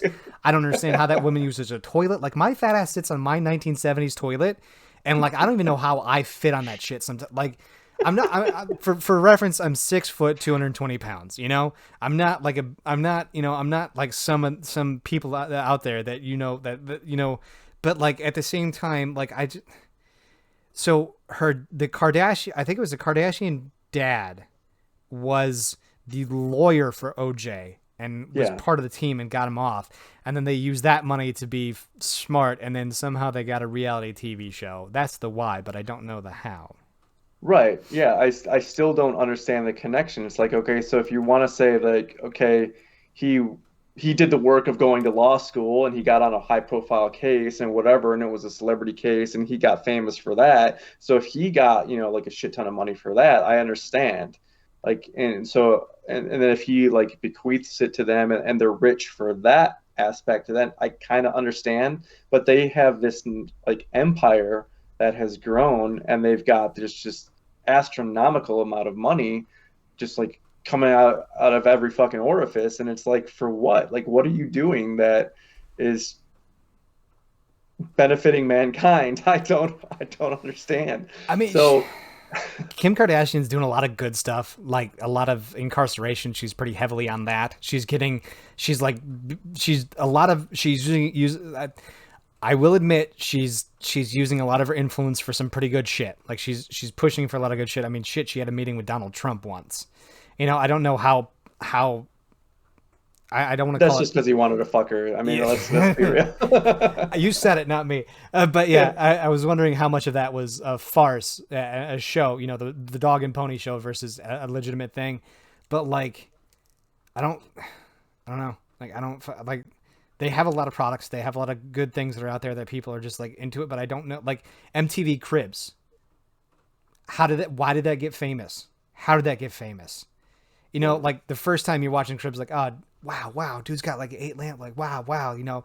And then the second guy, the third guy, and you're like, I mean, he's got a blue Lambo, but instead of a red Lambo, and his Aston Martin technically is the newest 2021 and not 2020. So but oh look, he's got a green pool instead of like how many times can we see some rich asshole's house where it's like give me $1 billion and then come see how much I change. Today on Right. MTV Cribs, we got Jed who lives out of a trailer, but you'll notice one thing in the background: he's got a giant dome where his birds live. And it's like that's a crib show. It's like, welcome MTV to my crib. That's the bathroom. That's the bedroom. This is my kit. You're technically standing in my kitchen, and that's my living room. All right, let's go to the dome. Like that. That would be something interesting to see. I don't need to see some fucking mansion with 3 tiers of pools or whatever. Yeah, and to your point too. I mean, a lot of it is just like the being envious of it, just because I would want that for myself. But Yeah. it's like a lot of that too is just like, who the fuck are these people and how did they get so famous? Is because they have a single and now all of a sudden they're like multi-millionaires and they're on cribs. It's like, here's Kid Daddy Two Chains. It's like what? Who the fuck is this person and why are they on TV and why do they have more money than I'll ever fucking see? It's infuriating. I I love Takashi 69. I loved him. He was amazing. That that glass house, watching him go from the mumble rap, the hardcore gangster, to basically becoming a fucking snitch for 2 years in federal prison. And it was funny because, like, I remember an article came out. It's like Takashi 69 only has $600,000 in the bank, and I'm like, Is that all? Shucks. I was like, bro, like for like like it's funny because he's like, I got 2 billion into like like in their songs they talk about how much wealth they have, and then like he goes to a court hearing and the guy's like, yeah, your bail is 1 million. He's like, well, Your Honor, I only have 450,000 in the bank, and you're like, yeah, but you put out a single 2 weeks ago that said you had 5 mil in the bank, like. And then he just becomes, they're talking about how they're not going to snitch or whatever. And then their fucking names. Takashi 69. I was like, how do you spell that? And I looked it up and I was like, Yeah, with numbers? right. Yeah. Oh god, Oh, it's dollar sign asterisk. yeah, fucking something. And then, oh my god, I have to ask you: have you seen WAP? Like, have you heard the song WAP? Yeah. Yeah. That shit blew my mind. I remember I heard it. I listened to it. I was like, no way is there a music video. And then there's like WAP's music video. I was like, I have to watch this. I have to watch this. And it was about what you would think, dude. So the funny thing, Yeah, the Twitch streamer that I was talking about earlier that I'm buddies with, it's actually like it's three guys. yeah. Let's Play Death Ray if you want to check them out. They're really Ooh, cool, super cool guys. But one of the guys, Kyle, there's actually like one of the Twitch commands is to tell him like the chat wants to say fuck you, Kyle, or whatever. yeah. And when you do that, it actually plays him in the little screen like doing the WAP dance, which is hilarious. So you need to check them out and Can you see that. do Kyle's money? Like Cartman, with Cartman, Kyle's money. uh, we had a buddy at work, and that was literally he's like, "Hey man, I'm Kyle." I was like, Kyle's money. I loved it. Yeah. What was it called again? Let's Play Death Ray. Let's Play Death Ray. Okay, what is he? What Yeah. kind of games does he play? They're variety streamers, so they Okay. used to do like Warzone loadouts, but now he's doing a lot of Apex and then like Wednesdays. So the cool thing they did for like the whole month of August, they had like the Mario Olympics. Uh, Oh, yeah, so they were doing like Super Smash Brothers, and then they would do like Mario Kart and then doing like a medal count and everything, like because it's the three of them. It's like the one guy David, he's like the head honcho guy, and then his cousin Jake. And they also have a podcast too. I don't know if you're familiar with the show Malcolm in the Middle. The yes. I remember Okay, that. I remember that. Yeah. yeah, the sitcom from like the early 2000s. So they do like a rewatch podcast, which I've Oh, had the nice. opportunity to guest on several times, and so that's a lot of fun. You should check that out too. It's called Life is Unfair. Life is But yeah, unfair. so yeah, Let's Play Death Ray is the variety streamer guys, and then Kyle's there, and they did a lot of Stardew for a while. They were doing competitive Stardew Valley, where they would try to finish a goal. Like they would roll the dice to see what their goal was going to be, and then it was assigned like a certain point value. And then they would, if they achieved that goal, they would, get those points for it. Mm. And they were trying to race until they got like 200 to see who ended up winning. So Nice. they almost everything they do is just like a really competitive and a lot of spite and banter back and forth. It's like it's just like playing games with your besties, and they try to bring that couch co-op kind of feel Good. back to it, and so they're super cool. That's one of the reasons why I love Neebs Gaming so much. Neebs Gaming that was one of the very first YouTubers that I can actually say I fell in love with. It was a group of guys because you can feel the camaraderie, you can feel the history. Like Apsro and Simon, they are at each other's throats constantly. Neebs is kind of the in-between guy. Thick is just an asshole. And then Duralius is just kind of there, like he's off in the distance. And Mhm. I love a good dynamic like that when you can bring together and make it feel like you're playing with your buddies, because then you feel like you're a part of the group. You're not technically there. Or like if you hit them up on a message and they're like, thanks, Jared, blah blah blah, and you're like, I'm part of the group. Like Yeah, it's a good feeling. It's a good feeling. for sure.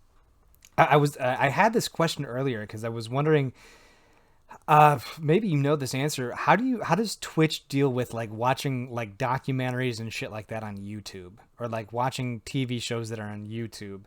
Is there like a I can't it's basically don't do it but you can do it, kind of You mean thing. like if you were to stream you Yeah. watching it? Yeah.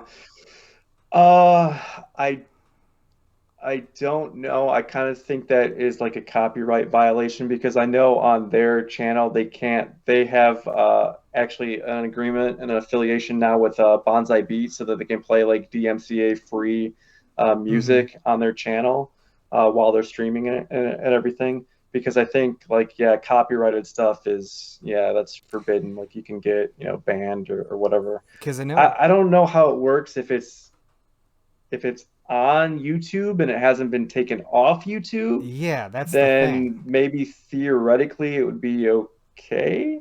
Yeah, I don't know. Like I'm not the guy to ask, and like don't look for legal advice for me on that one. So because there's a group called PKA, Painkiller Already, who does a podcast, and one of the reasons why I started doing the video cast is because they do the same thing. It's the three of them. It was FPF Russia, Woody's gamer tag, and then oh god, I forget what the other guy calls himself. Merca. Is the other guy, but they were a bunch of dudes that basically started a video podcast, and they did a video podcast along with the audio podcast. And one of the guys, Taylor or Merca, he watches like hoarders on YouTube with his crew. And I huh. haven't checked out any of his streams, and I don't know if he actually watches the show Hoarders, like he does like the little like maybe if he's the big screen and then the Hoarders the little screen in the Yeah, thing, like the Hoarders, the show is like the camera overlay. It's a small part, so it's not technically watching the show.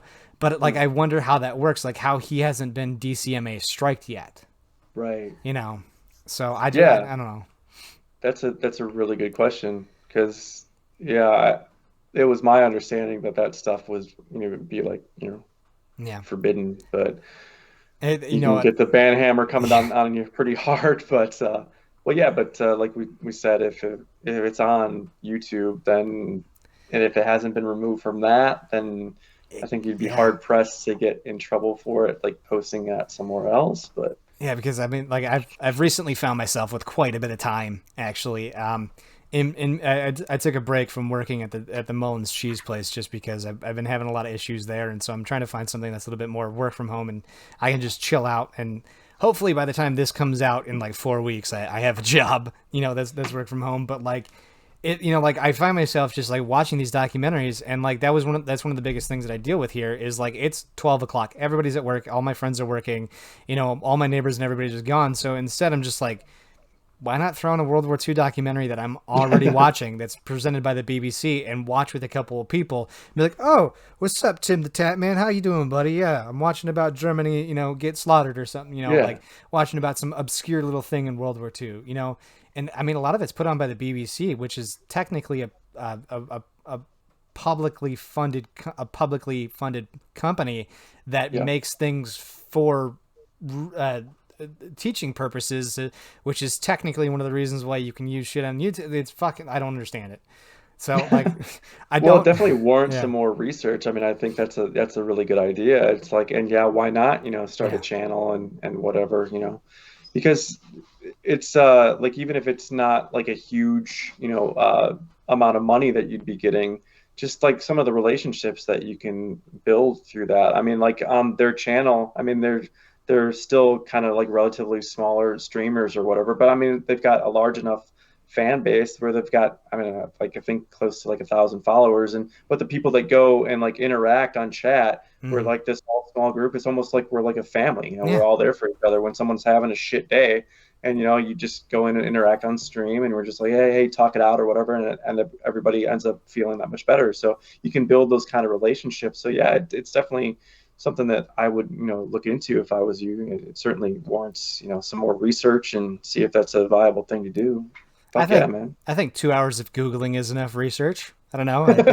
Yeah, like yeah, like I said, I was feeling very under the weather today, so like I wanted to just watch something on YouTube, and I didn't want to be alone, but you know how you feel when you're under the weather. You're like, I kind of want to be alone, but I don't want to be alone.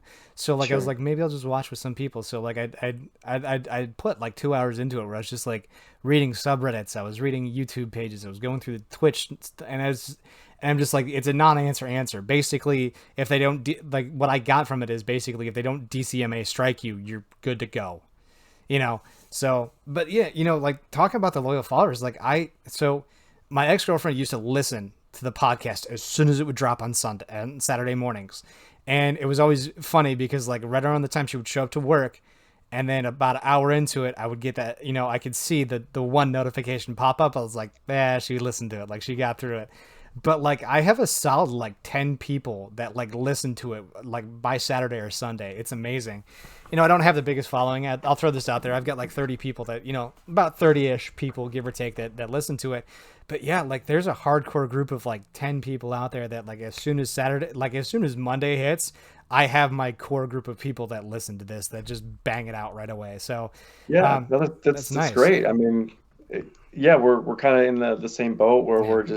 we're just starting out. We don't have that huge of a following yet, and yeah, we're on Twitter and TikTok, and it's the same kind of thing where we Yeah. don't have like the hugest following, and but it's just it's for the love of doing it. And Yeah. I actually have to thank you because you had mentioned on one of your episodes about like being on Anchor and Mm-hmm. like figuring out where people were listening from, and I was like, how does he do that? I didn't realize you could actually like click on the US and then have it break down by state. I was like, holy Dude, shit. Like I it had breaks down no by idea that you city. could do that. It actually breaks down by city. Here, you want your mind? Yeah. You want your mind blown? Oh, get out of there. That's okay. Let's see here. All right. I'm gonna try to do this without showing too much. I'm gonna have to pull this up real quick and see what happens. Um, okay. Let's go to an episode. This will be a good one here. Let's go into the OnlyFans board game episode, which was pretty nice. Didn't have that many people watch it, so let's go ahead and start sharing it. So you can see that now, right? You can see the OnlyFans nonsense, or the Yep. Anchor page. All right, so if Yeah. you scroll down a little bit, it tells you like how many people stuck through it, which is, it's nice. This is like actually a really good episode because like like a bunch of people stayed through the whole time, and it breaks it down. Um, where did it go? Is it the homepage dashboard? Oh my god. Yeah, like audience. Oh, here it is. Like, yeah, listeners. You can go into the U.S., like I go into Washington, and it'll actually break down. Like it'll tell you Seattle and Kent is it. But the problem with a lot of this information is like you can see that it's powered by something, but a lot of the stuff that you get is via Spotify. Yeah. That's one of the problems that I've noticed is that a lot of it. So like the information may not be accurate. Like because like, oh, your estimated audience size is this, but then they're like, it'll be like your estimated audience size is 10, but like, how am I getting 30 listens every 30 to 35 listens every episode? So I Yeah. almost wonder, are they pulling this information from a singular source, Like, is it just Anchor.fm? Is it just, Spotify, which is what a lot of people use? So, Right. I always kind of question, like, where are they pulling this information from? You know? Yeah. So, So any of the ones that you see on Overcast, that's probably because I had a huge issue with mhm. like iTunes, like it would just like randomly delete half of my feed.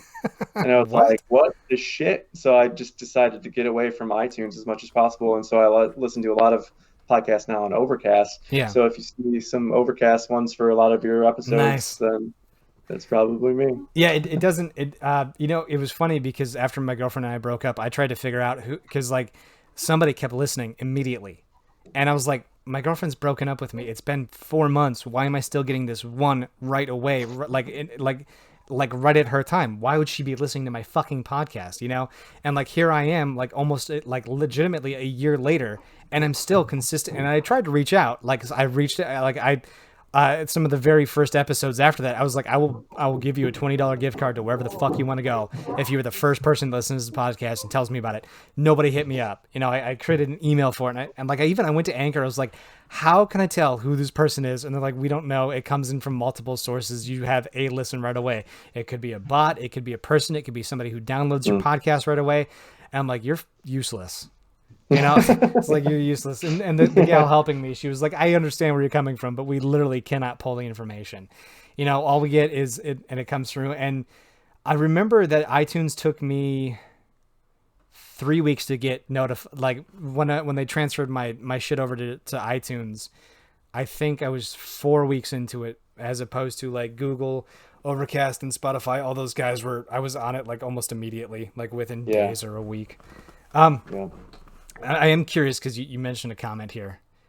What do you mean by just starting out? Because like I'm almost 2 years into this. Like I'm So, well, we're coming up on so September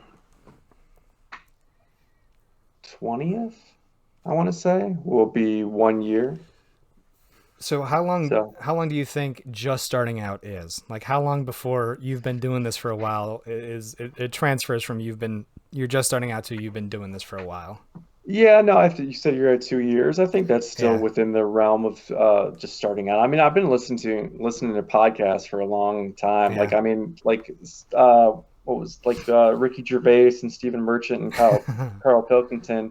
Like, I mean, that was what, like 2008. They had one of Yeah. the very first podcasts. And I also listened to a lot of like the Nerdist stuff, Chris Hardwick and Jonah Ray and Matt Myra when they were like first starting out. And I think that was around the same time, 2009, 2010, something like that. So I mean, podcasts have been going for a long, long time, but I think it took them a long time to find an audience as well. I mean, unless you're like a Ricky Gervais Yeah. kind of guy that is already a stand-up comedian and you have kind of like a built-in audience. I don't know. Are you familiar with the comedian Adam Ferrara? Is it Ferrara or is it Ferrera?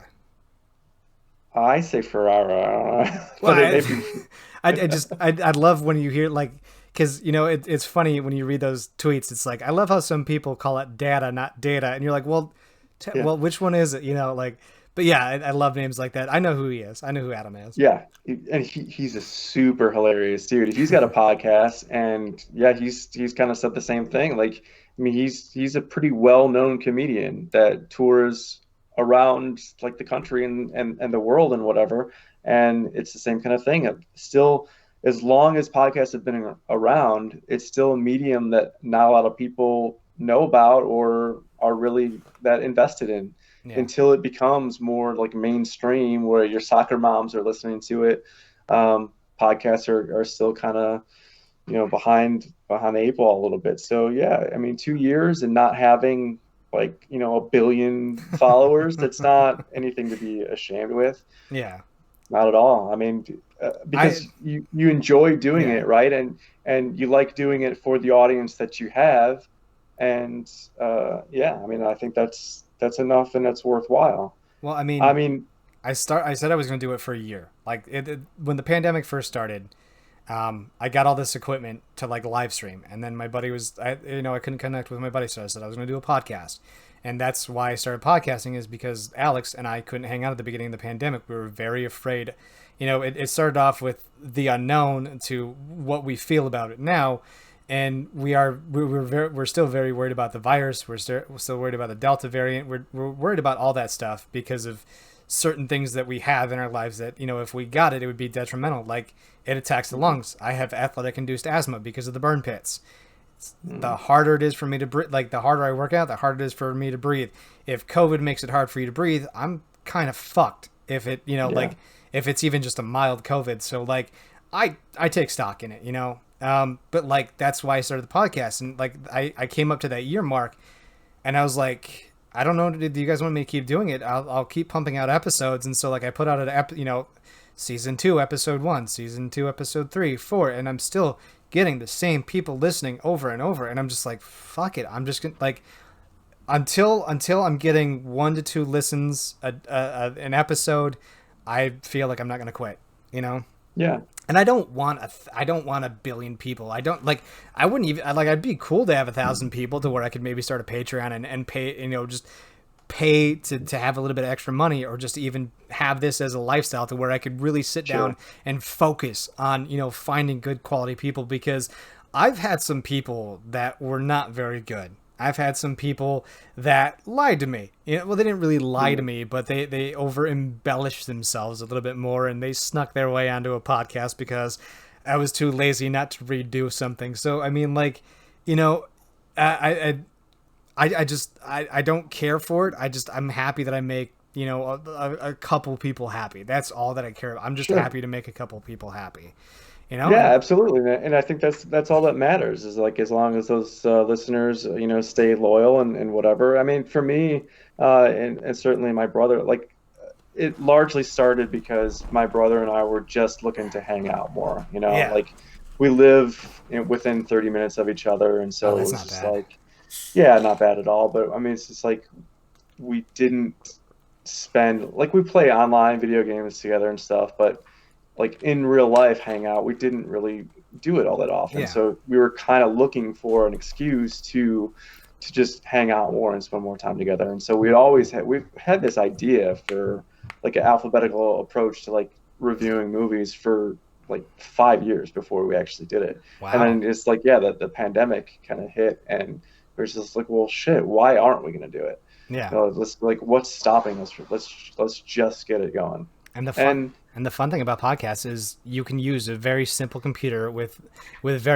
minimum overhead to get started. I mean, you could literally start a podcast with quote unquote decent equipment and put it all together on a very low budget. Like maybe $500-600 could start you off with a decent laptop, a decent headphone, and a relatively good microphone. That's all you need. Yeah, for sure. And especially with like platforms like Anchor that allow you to host for free. Like, I had a previous show that I did with my brother-in-law like a number of years back, where we had to actually pay for hosting, and it wasn't an obscene amount of money, but it was like $15 a month or whatever, and that shit adds up. And so it's like, kind of to your point, when you're only getting 30, 40 listens an episode, which is what we were getting at the time, it was kind of just like, I'm spending more money to keep this going than anything that I'm recouping from it. Like, I don't know, ultimately my goal would be like, if I could just I don't need to be a millionaire. I don't need to be obscenely rich. Like, if I could just make a decent living, and just have like the same lifestyle that I have now, but not have to go to a 9 to 5, like just be able to do content creation. Oh, that would be my ultimate goal. So yeah, that would be really nice. That'd be nice. And I don't know, it's kind of a give and take, because you then have to cater to like your Patreon, right? Like, if they're like, hey, we want an episode on Teenage Mutant Ninja Turtles, and you're like, I fucking hate the Teenage Mutant Ninja Turtles. You're gonna have to do an episode on TMNT. So yeah, I get it. It would be nice, but shoot, yeah, because it was interesting that you said the pay sites. A lot of the pay sites saw like it limited you to specific time that you could, like $20 a month for 2 hours a week or something like that, and it was like, I don't want to like, and that's like the bare basic plan is like like some of my like one of my podcasts I think was like 30 minutes because it was like I don't have anything that nothing Yeah, happened, but then like today where I know we're gonna be at like 2.5 hours, I want to be able to have a we're podcast where we're coming up on 3 hours. yeah, we're coming up on 3 hours of the call. But like I want to be able to sit down and just be like, I want to just upload a podcast like if I have like a 4 hour podcast with somebody, fuck, I don't care. I want to be able to upload it and not be like, well, this is part one, guys. Next one's part two. Like, no, fuck that. Yeah. And that's why I like Anchor because Anchor's just like, let's go for it, big guy. So Although Anchor does have the size limitation, like yeah. we had a 4 hour podcast with those guys, Oh, Jake and really? David from Let's Play Death Ray and Life is Unfair. They came on and we had a 4 hour podcast, and the file size ended up being something astronomical because I think it's like 250 megs or something is like the max that you Ooh. can upload, and we were at like 256 or something. So we had to condense it just a little bit. It didn't affect the audio quality, and it got like the file size down enough where you could post it, but it was just like, yeah, it's so there's That's limitations all over the place. Well, see, what I actually do is, especially when I do these video casts, what I end up doing is, if I add anything in post, which is kind of nice because I don't, with you, I'm not going to have to add anything to post. Everything is there that I need it to be. So what I would do is I'd run it through DaVinci Resolve, and then I would scrub it as a YouTube file, and the YouTube file would only come out to be like 400 megabits. So when I run it through, because I run it through DaVinci, I scrub it down to a YouTube file.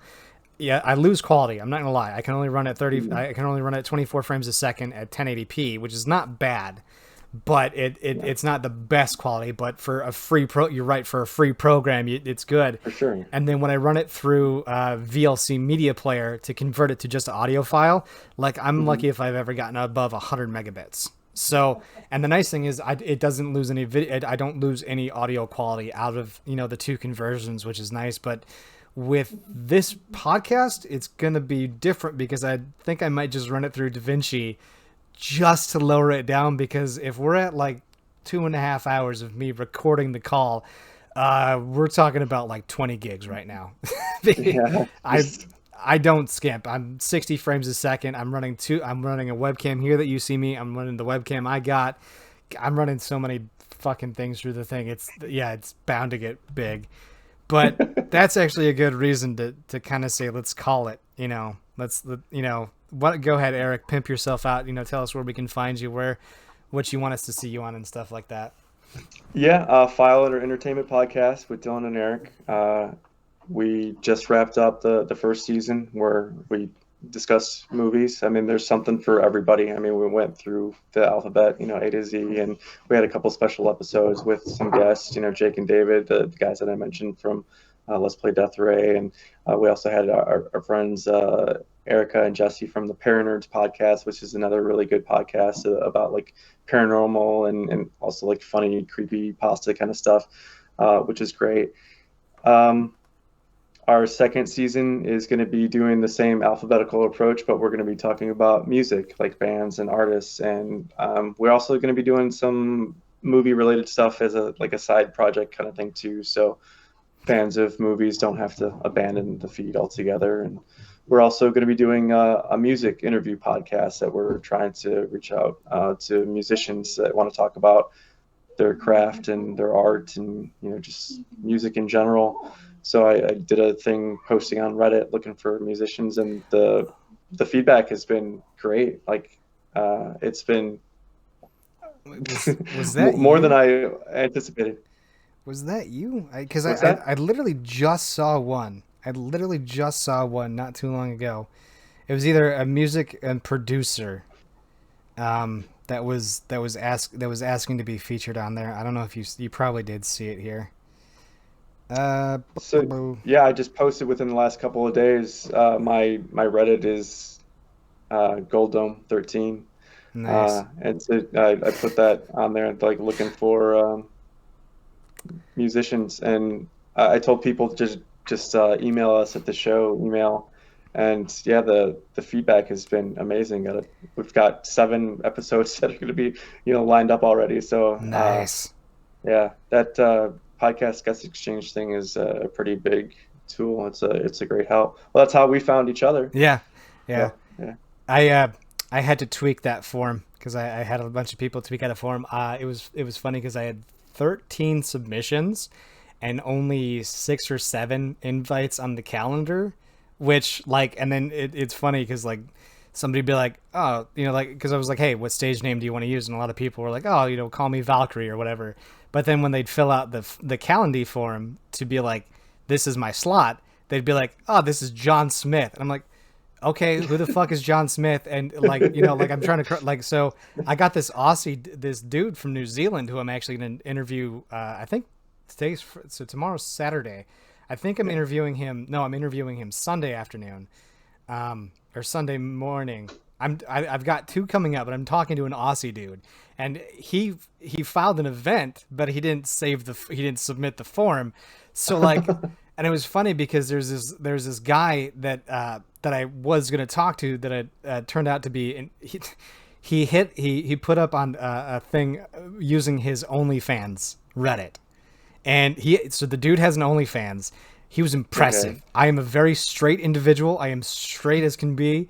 I do not curve like an arrow, but this man was impressive. Because I was like, oh, this dude seems kind of cool. So I clicked on his thing to like message him, and just man meat, a hunk of a man right in front of me. And I'm just like, and I was like, whoa, because like I was actually at work when I did this. Like, because I was like, oh, that looks, oh shit, that's a dick. Like, that's an impressive dick, but that's a dick. So I had to like, wow. And then I messaged him later, and then he tried to set up with me as well too, but he never set an event. So like people are submitting the form, but they're not submitting the event, which is weird because I'm like, I can't contact you if like I don't have your shit. And then some people are like, oh, you were okay because you at least messaged me. Thank God you did, because otherwise I would have never known how to contact you. But some people are like, I'm down for either. And it's like, well, you need to tell me which one you want to be on so I can figure out which podcast, how to message you beforehand. Where you were like, where you said, a good thing you said, you're like, I don't have either. So I was like, oh, okay, that's fair. That's understandable. So I don't know, just like I like trying to figure out how to do this has been kind of an interesting thing, because I had people email me before too. And when you get like 6 or 7 emails and you're trying to have 6 or 7 different conversations, it's like, good idea. I'll try a form in this calendar app. And then I was like, oh my God, this is dumb. I was like, all right, fine, whatever. We'll figure this out next time. I'll figure it out. We'll make it work. But that's dope, man. I really appreciate you coming on. I really do. Thank you so much for having me. Yeah. I mean, to hear like that you weren't feeling the greatest, and I'm glad that you stuck with it. I mean, we had a hell of a lot of fun over the course of 3-hour conversations. So, I don't know what it is. It's weird. Ever since I've quit work, it's been weird. Like I'll have a day where I sleep with the fan on high. I'm like, this is great. And then you wake up and you're like, I got way too cold last night. And then you have to deal with that. So I don't know. I probably did something stupid, but I appreciate you coming on, Eric. I really appreciate the awesome conversation. This is one of the best podcasts I've had thus far, man. So I appreciate it. Thank you so much. Yeah, I'm happy to come on at any other point in time. I mean, this is a hell of a lot of fun. You're a really cool dude. I love your shows. I love listening and hearing about the birds. I listened to both episodes of the bird origin stories. So, I mean, that's how much I was interested in it. So, you got a fan here, and yeah, hopefully a friend, and talk again. All right, man. Well, I'm going to close it out. Stick around just for some quick last minute things as I close it up here. But to all the people that are listening and the individuals who listen right away, of course, we love your faces. I love you guys with absolute everything. Come check me out on YouTube. It's Parrot Gaming Productions, just like the Spotify. I was going to say Twitch, but no, just like Spotify and all that stuff. So soon. Yeah. No, I am on Twitch. Parrot Gaming Productions would not fit on Twitch, so I had to use my old handle. But yeah, got the video cast coming out, so I don't care where you watch it as long as you keep enjoying it. So we love your faces. See you later, everybody.